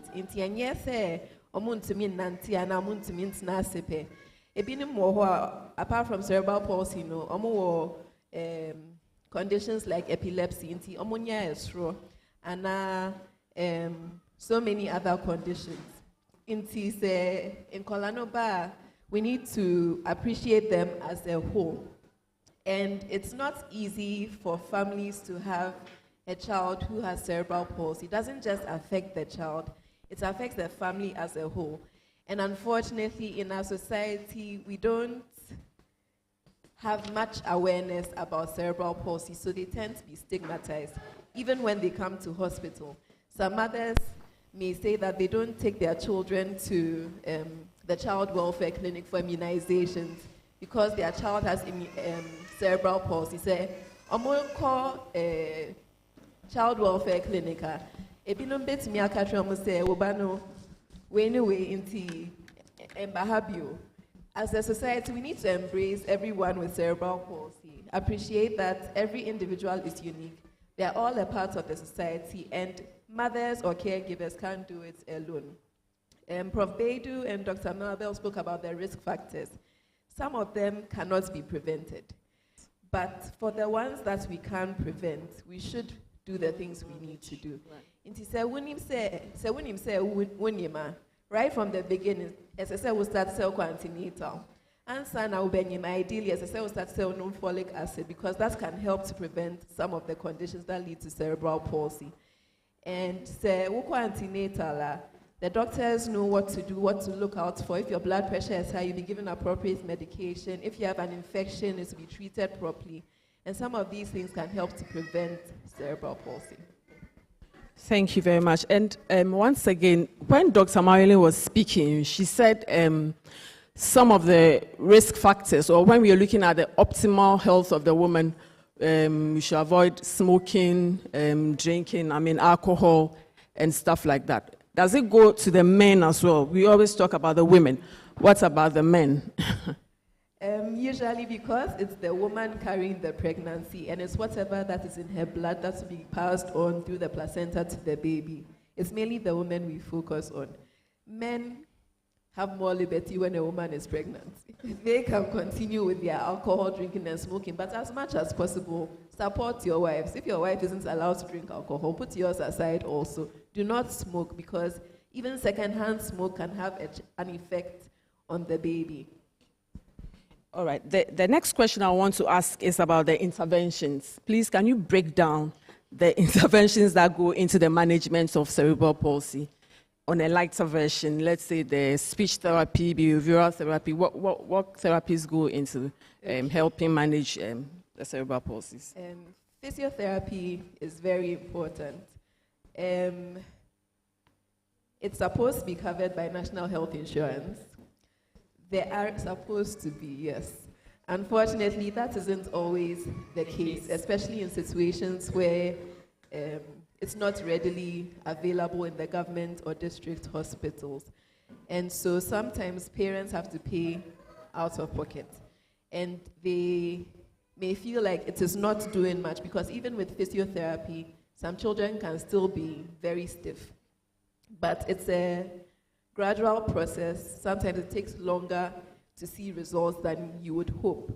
But with early intervention, it's always important to start early. Unfortunately, if a child has cerebral palsy, a lot of the times we wait till they become very stiff before we start intervening. There are countries where early interventions are started right from infancy, right from when the symptoms are noticed. And when this is done, there's a better outcome. It is a woman say Mubano was cerebral palsy, and I won't say why you're stiffer. Fano can I start to say physiotherapy, amano, because a chair, Emma worse. And nutrition is also very important, because they need a good, well-balanced diet to help them to help their muscles to do the work that needs to be done. So sometimes we may have a dietitian at the clinic to help the mothers educate them about what meals to give. And because swallowing might be difficult, they may have to adapt other ways to help. So children who have cerebral palsy shouldn't be restricted from eating any meals. There are some cultural beliefs that suggest that if a child is eating okra or certain foods, that's what causes their drooling. They can eat anything that they would like to eat. You may have to blend or mash some of the food so that it's easier for them to swallow. You may have to take a longer time to feed them before they're able to finish a meal. But with all of these things, we should know that every step we are taking, every intervention we are putting in is to help them to have the best outcome. Juliet, I want to come to you concerning the therapeutic approaches. So would you want to touch on any of those, let's say with the occupational and then the speech therapy for cerebral palsy management? Hello. Okay. Good afternoon. I think we've mentioned so much about physiotherapy, and I'm sure it's because it's one of the therapies that first started in Ghana, so we trained physios first. And so over the years, we've tried to train a few speech therapists, we've trained some occupational therapists as well, but I appreciate that physios are more in Ghana than the other therapies. And I think one of the things that has become concerning for me in recent times is brain drain. And so as a country, we've trained less than 70 occupational therapists, but at present, we have less than 40 in the country practicing. And that is 40 for the entire population. And for me, as a physiotherapist, it's concerning because a physiotherapist cannot necessarily address all the needs that a child with CP will present. Now, we've talked so much about the movement aspect of CP, but it has a huge impact on every aspect of the child's life, as well as the family.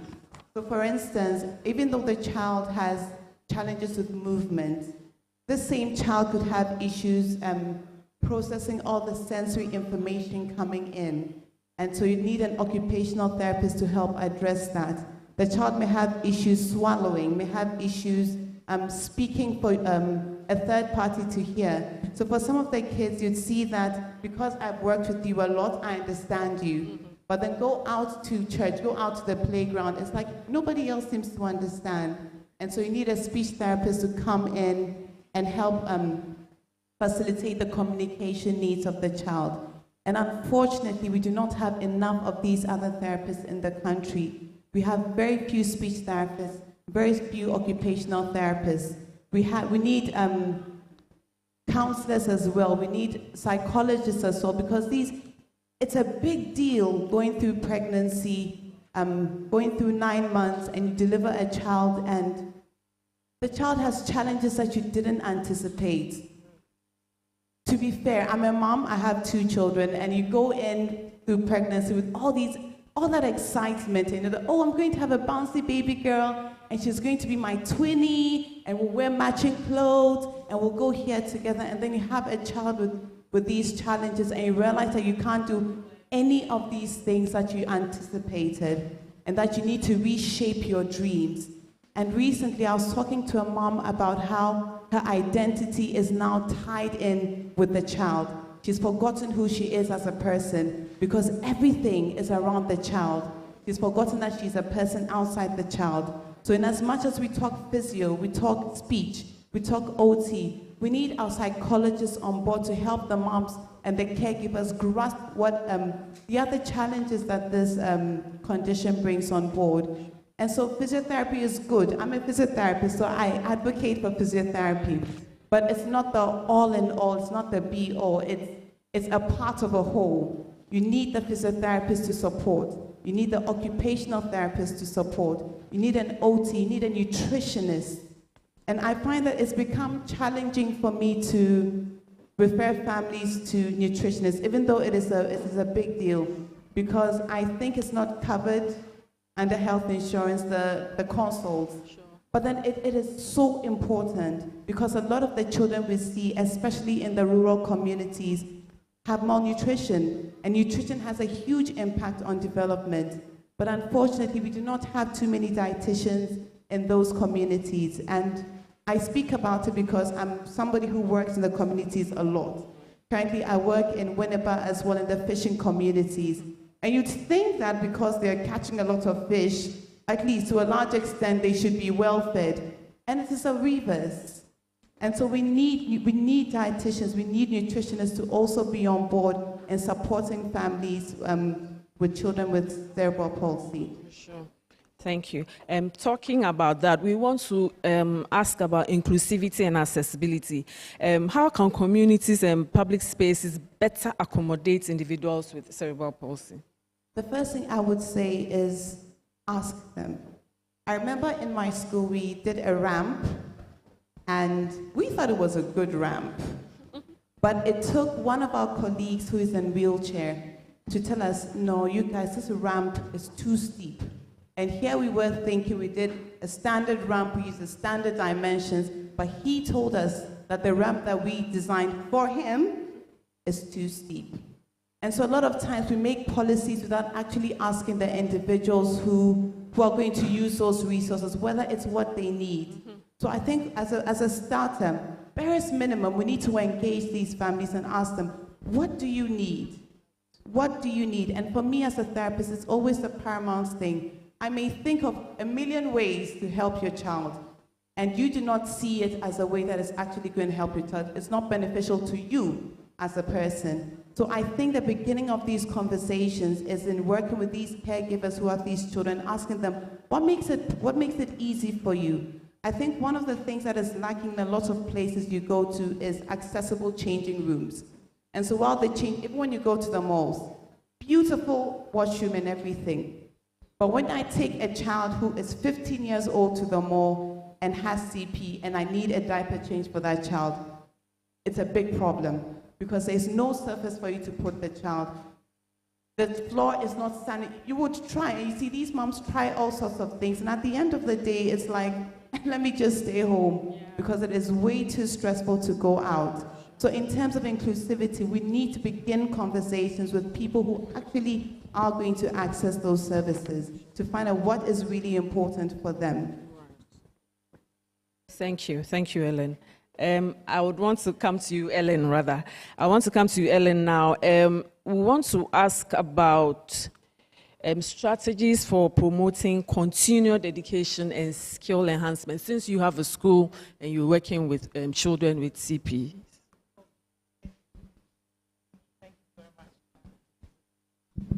Okay. Good afternoon. Thank you so much. I like one thing that Julia just said. Ask them. And one thing that most parents get frustrated about is that they think that the norm is that every child needs to go through these stages. So when you have a child, I remember I had a child with my sister-in-law the same month. I was expecting to see mine walking and running and going to school. And when her own started going to school, I had to stay home and cry. In fact, I think I cried for a week non-stop.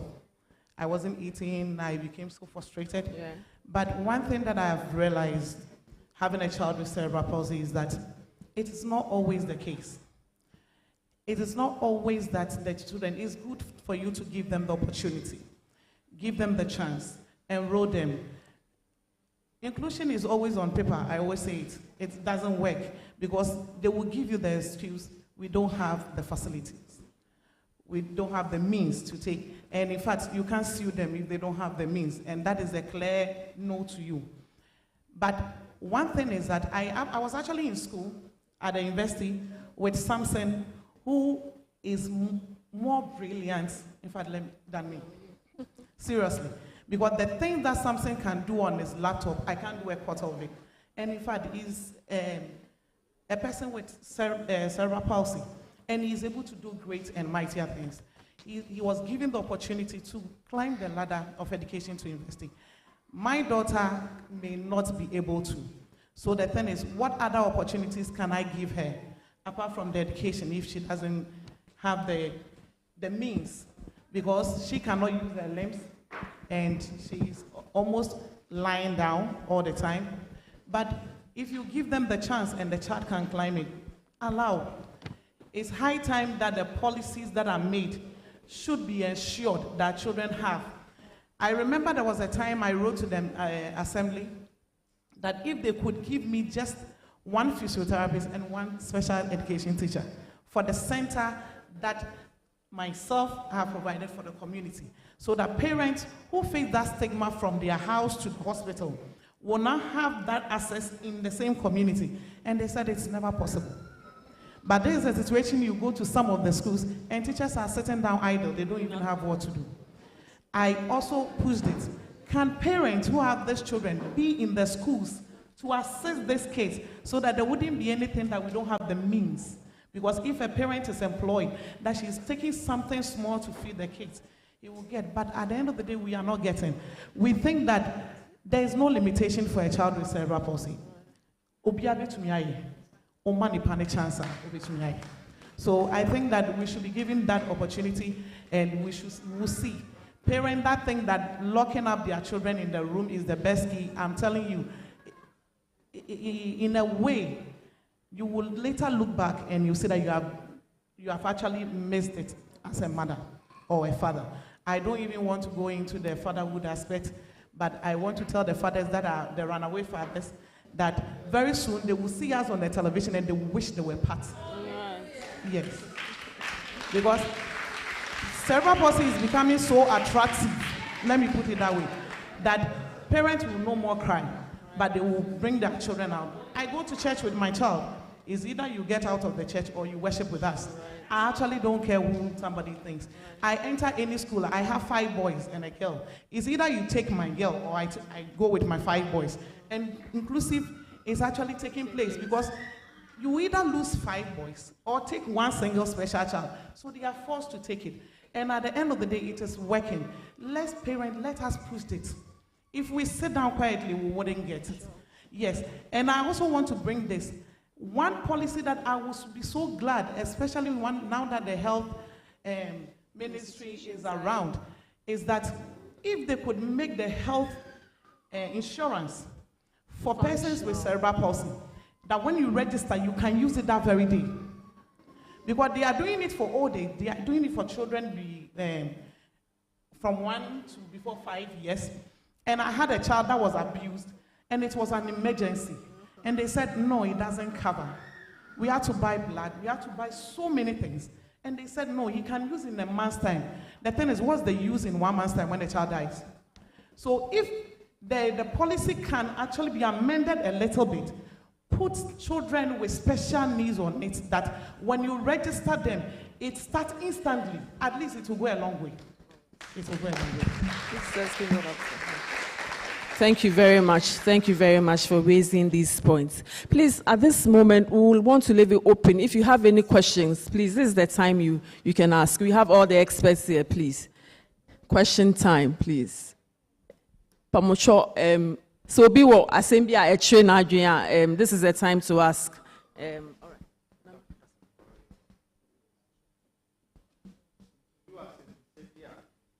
right. Tiawana Yasha Sebenya. Pacho, my question, my Pacho friend Angelina settle off here. My question is for my doctor. Ebra na boba I say when you mona when you money monomoka se pre so won tema ma akolani to minya.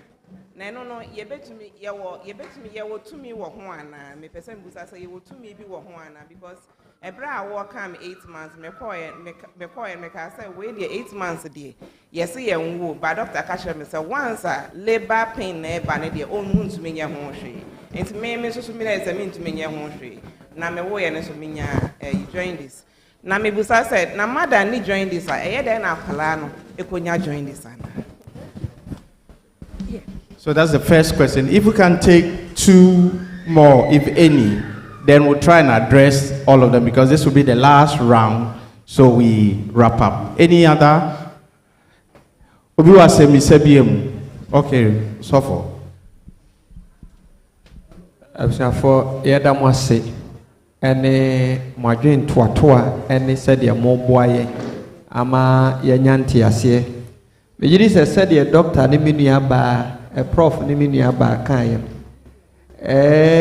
Yaya Ghana kasa no ho ya be ye de amai enti niema no bebre ho a ye ka kienya ya na nka ya bubu mu nkakra na obia wonam ya atumi ate ne ye kanase eba ne sa ema ne ko no ebe ye mre de maye enti se mo betumi ato nsa afre twifo no o de ade no ma no na wo kire ade na bosu a obetumi afa kwan bi so abubububu mu ama obi atumi ayeden ate ase eno ye madwen kire baako ba de me san bi sabiem se we ya ye kan nyina no eduru ba bia ye Ghana ha wuyi osom firi ho a enye yie bibi a wo ye bia osom kakra ba mu ana aboa enti asofo ne imamufo ne osom mpanimfo no kwan be ne ye boa won sansem ba ya metie ya metie niema ne pi no me hu se ekwan bebre wo ho a yenso ye betumi ayeden aboa enti die na yenso ye na ya ma omo nso saa nimdie sanse bebre wo ho a nimdie a ye kan fa cerebral palsy omo nim tie be ne den. So for that's one, okay. So the very last question, then. The person besa mame nurse say, Emma, almost say Emma, na ye course. Emma cerebral palsy no. Say ye money yarisa na onyawo akwala no na or papa who say cerebral palsy pe na wadwane. Aso eye oba no fault say obewo cerebral palsy ba ana. Okay, so 3 questions, and we'll try and address the 3 questions too. Oh, okay, come ask your question. Please come.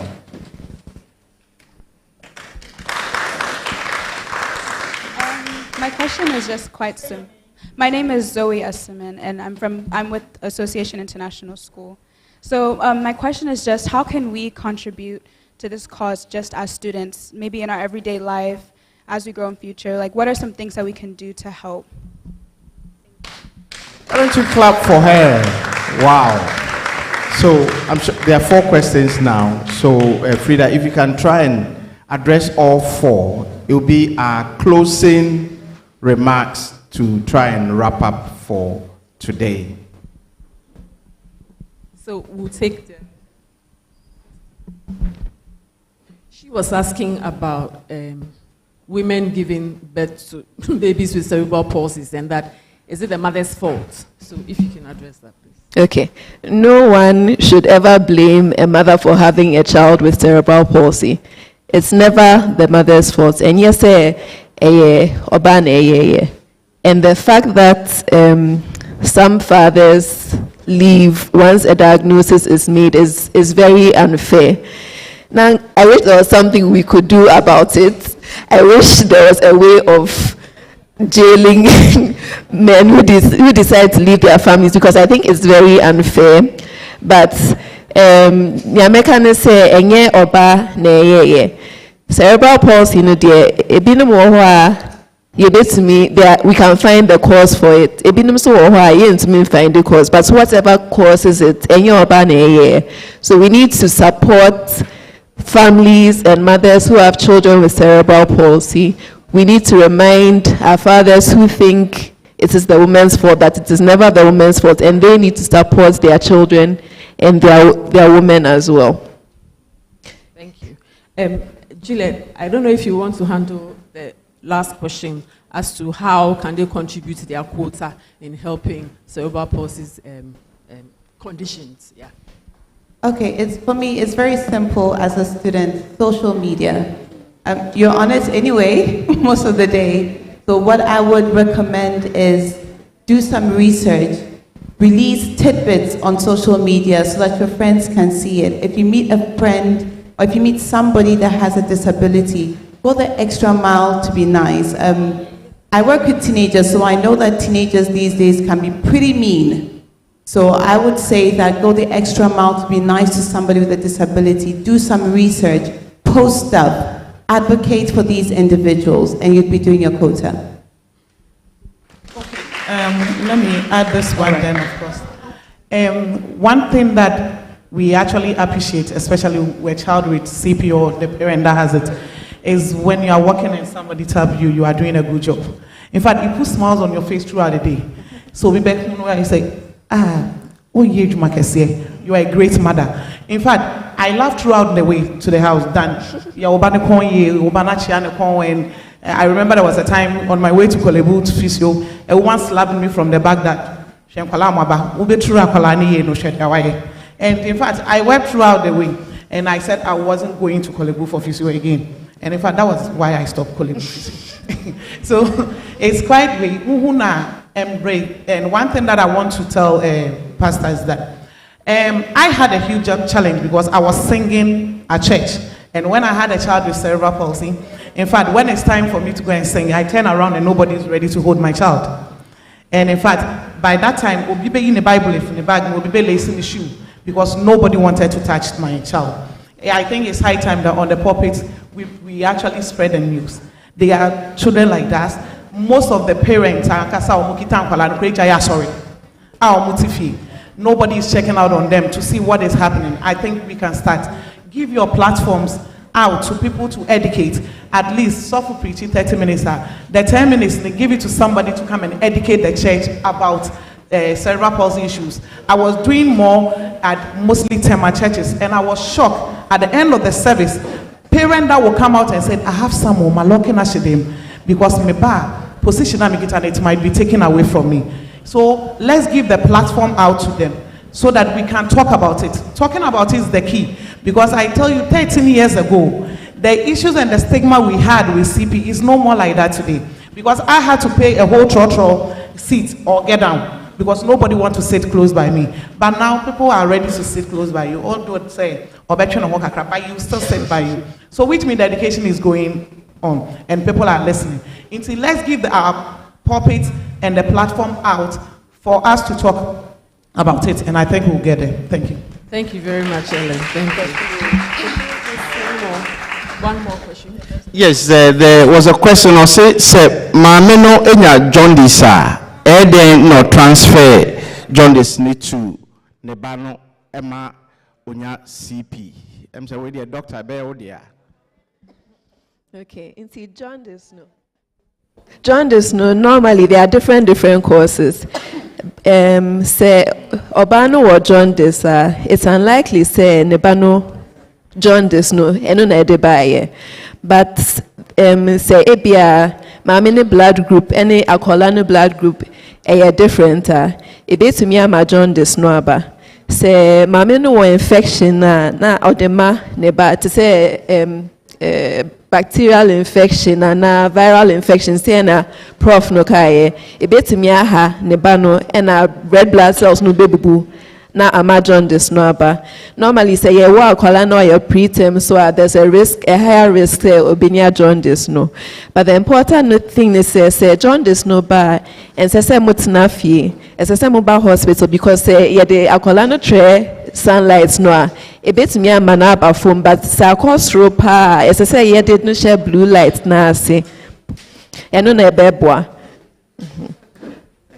Thank you very much. I think we'll give the very last question to Prof to help us on that. When Reverend was asking about the translational version of the presentations that we do in our local languages, and then you wrap it up for us, please. Sorry, the question again. So, Rev Yes. was asking, how can we get our our local language speaking people to appreciate, to understand the conditions, so they can also be crusaders, they can share it on the pulpit and on radio and all of that. Okay. I'm not sure how to go about answering Reverend's question, but I just think you are talking about collaboration then.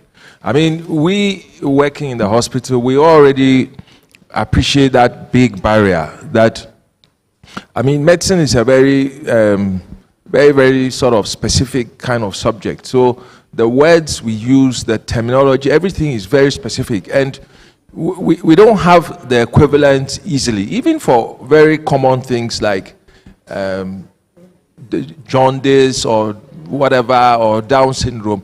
In our languages, they are all very general. But in the English language, it's very specific. So when I show a picture of, let's say, I use the word, this virus, it is very specific. I'm not talking also about this.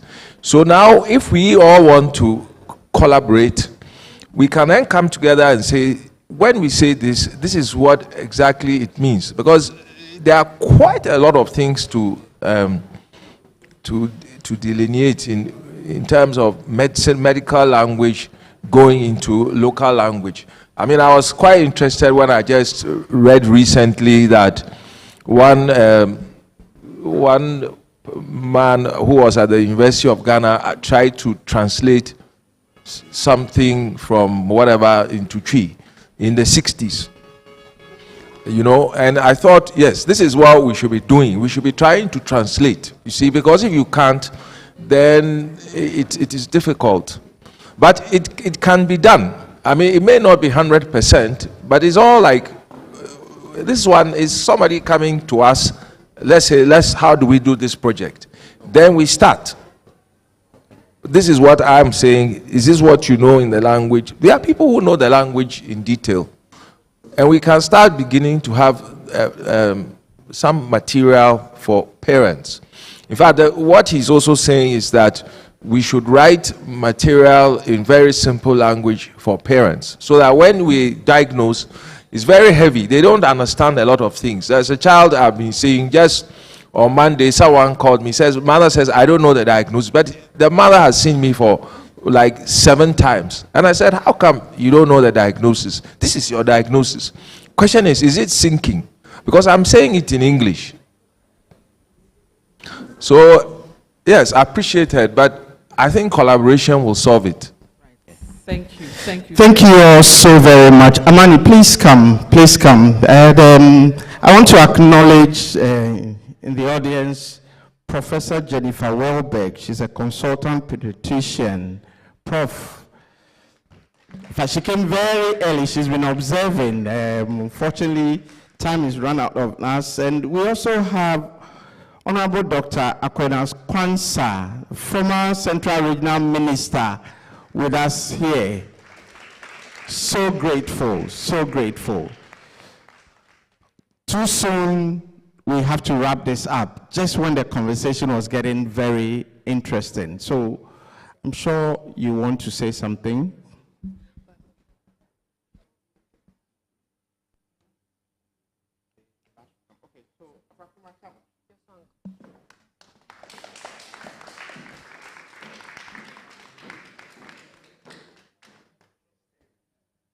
Can you get them playing the music? Okay, fine. Could you get them to stop playing the music? Music. Let me. Okay, so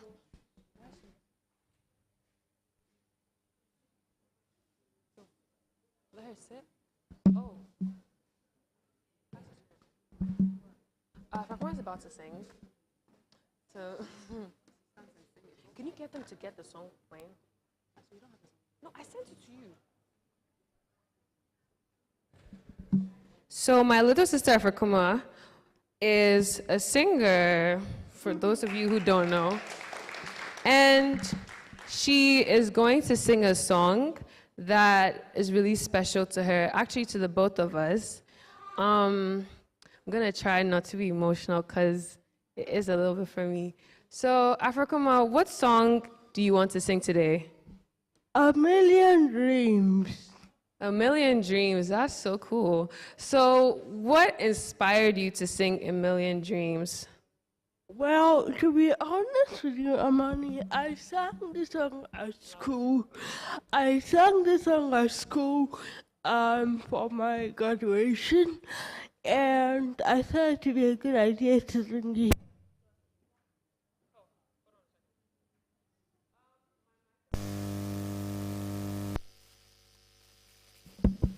Please say that again. To be honest with you, this song at my school graduation, and it touched a lot of hearts. So, and I said, why not sing it here too? All right. Okay, can we please have the song?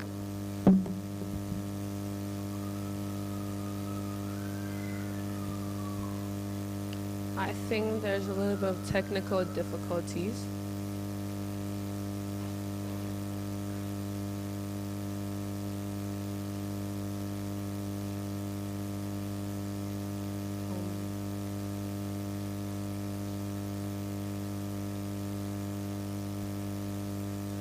Are you okay?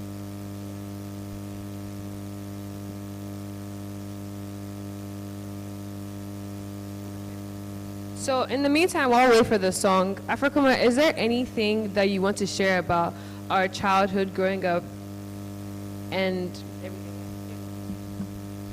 So I would like to say thank you all for coming today. And having cerebral palsy, yes, it may be difficult and all, but to be honest with you, if you have a lot of determination and a lot of strength, you can achieve anything. And I'm a living testimony of that. So why don't you tell us about school? Talk about how school life is like for you as a person with cerebral palsy, and talk about how amazing I have been as your sister ever since you know me. Just talk about all of that. And talk about college too. So I went to school when I was 10 years old. I started school when I was 10. I was teaching for 10 years, so that was my first time going to school. I made lots of friends there, and yeah, I have 2 more years there, hopefully, and then I'm off to America, living with, So basically, if you didn't hear what she says that she's been homeschooled for 10 years, and then she went to school. And when she went to school, she made a lot of friends, and hopefully in 2 years' time, she'll be going off to college. Great. We're still waiting for the audio. Anyways, Afrakoma, you didn't talk about how amazing I have been as your sister. So please elaborate on that. Okay. Yes. So Amani has been a big support to me, and along with Khaled, we're so happy to be here. Hi, Khaled. He would have loved to join and help us. Okay. So, unfortunately, my little brother Khaled is not here because he's in LA, but the audio and the music is ready, and she would like to sing. Relax.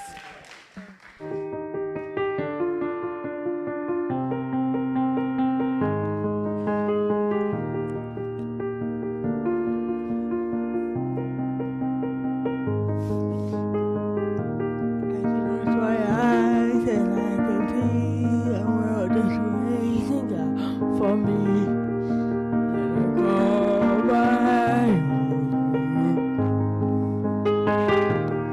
through the dark, through the doors, through where no one's been before.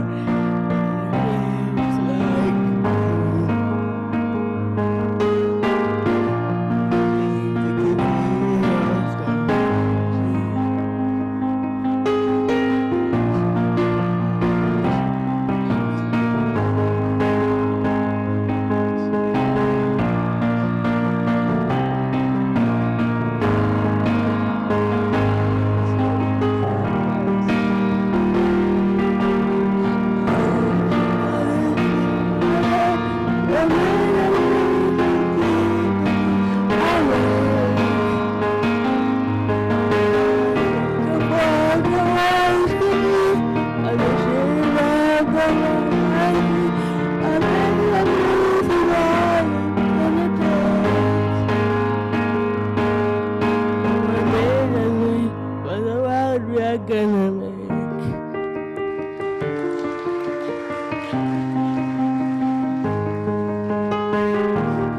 There's a house we can build, every time is built. We think so far away. Special things I come out, eat my bed to use now.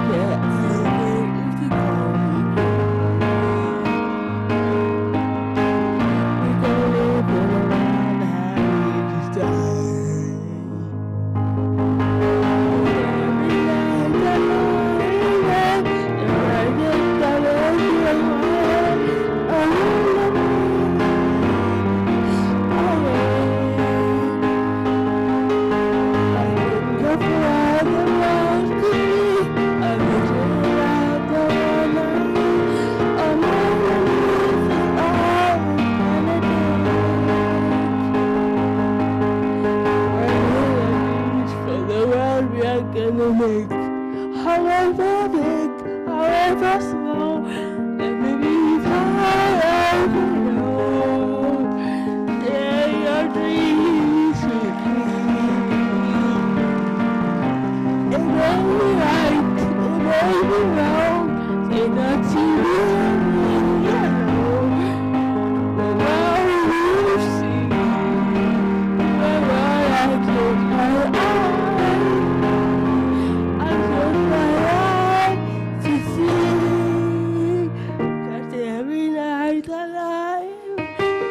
Precious colors for while a million is all it's gonna take.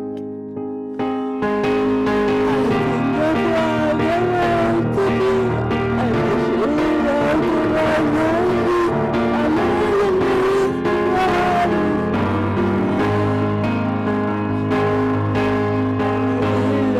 Please for the one you're gonna make.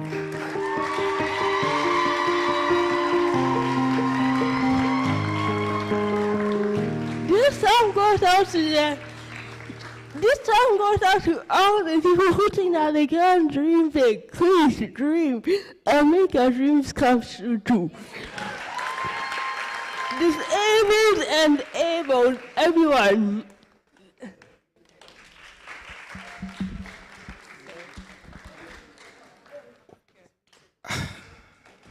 I'm lost.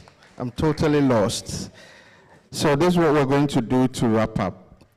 Amani will say her thank yous, and then Prof. Doc will join the other discussants, and we'll have all our students, and as many as want to be part of the group picture.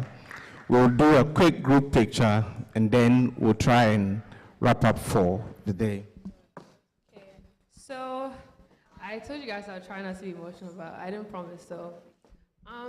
I'm just very grateful to everyone who's come here today. This is a really big thing for me. As you guys can see,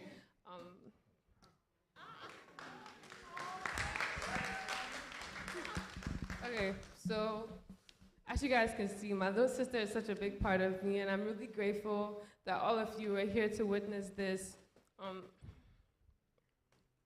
Anyway, I'm also very grateful to God for giving me this opportunity to stand here and do something that many people can't do, many people don't want to do because of how serious the situation is. I want to say a big thank you to my parents, my mom, my dad. My dad is not here, he's in Los Angeles. He's probably watching this. I just want to say a big thank you to him because he's literally been my best friend through this whole thing. He's so supportive in everything I do. He's been my pillar, he's been my rock.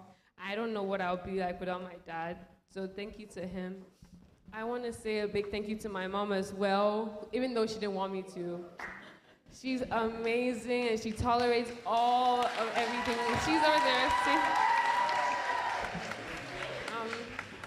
I would like to say a big thank you to the whole Idrisu family. Everyone knows we're so big for a reason. We're so supportive. They've been supportive throughout the whole journey. Obi, hi, Auntie Salma, also Uncle Soleil who couldn't make it here today. Also thankful to the Asari family and the Montes who helped me put this thing together. Next, I want to say a big thank you to all of my classmates, every single one of them. Every single one of my classmates, even those who couldn't make it here today because they're still stuck in school. I'm super grateful for all of you. And Leanne as well, who's been my best friend since I was like 5. She's been here and she's been so supportive. I would like to say a big thank you to Miss Mildred, who's watching this from school, Mr. Odum, Miss Sakite, and Miss Thelma, who's been here the whole time. Say a big thank you to her. And Auntie Rose, everyone else who's been able to support me throughout this whole journey. I would like to say a big thank you to the discussants. I know this has taken a lot of your time. I've been disturbing you a lot, but I'm really glad that we've been able to do this. The speakers, I'm so grateful for you coming here. And I just want to say a big thank you to everyone. Okay, so we want to say thank you to Prof. and Dr. Also, lastly, I want to say a big thank you to Mr. Bempa, who's been able to make an appearance here today. We miss you so much at AIS, and we wish you would come back, please. Yes, I think that's it. I've mentioned thank you to them. Yes, I've mentioned thank you. Yes, please. Okay, so. Oh, yes. Auntie Emily, I would like to say a big thank you to her.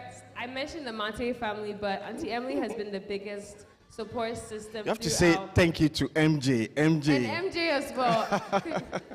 Thank you so much for everything. Thank you so much for being there for me through everything, all my tears and all my everything, just everything in general. You've been my rock. Okay, so the cameras. Also, Uncle Frank, for all your. Can we give him a round of applause? Thank you, Frank. Thank you. The paparazzis, do we do the pictures on stage? Cyril? On the stage, okay. So Prof. and Doc, if you can please come up stage and get all your classmates to join. Afrakoma, Auntie Selma, Auntie Emily, I see Auntie Getty, Auntie Boat. Please come, all of you. Prof. Robeck, please join us.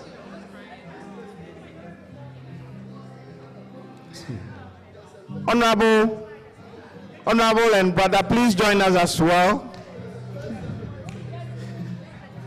Auntie Salma.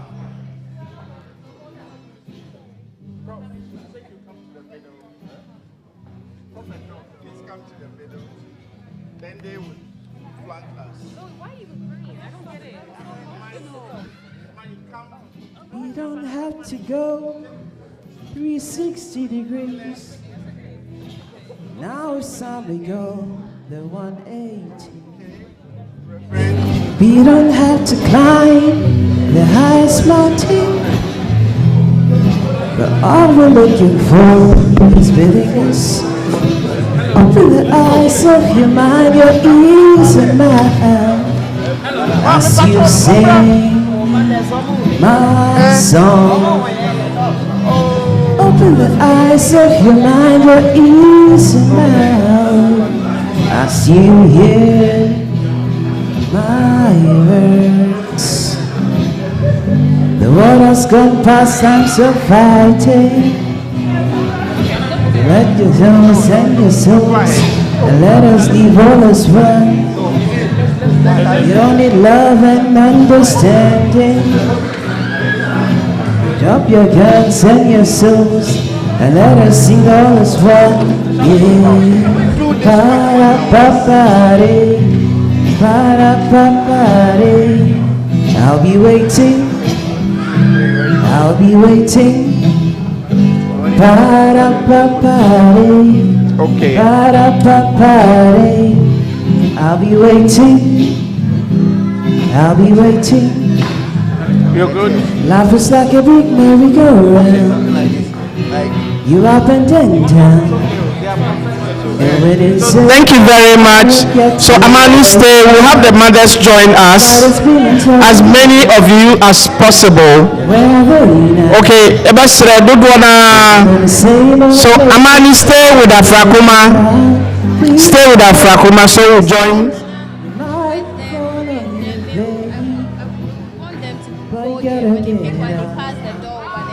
I'd rather stand tall down on my knees. Okay.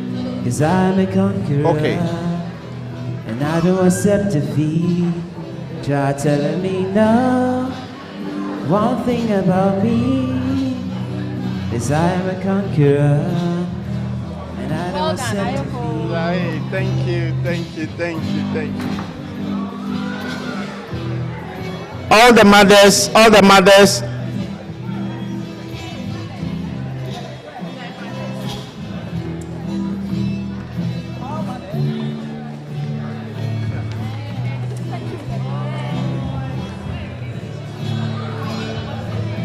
Yeah, all the families and as many of their children as possible.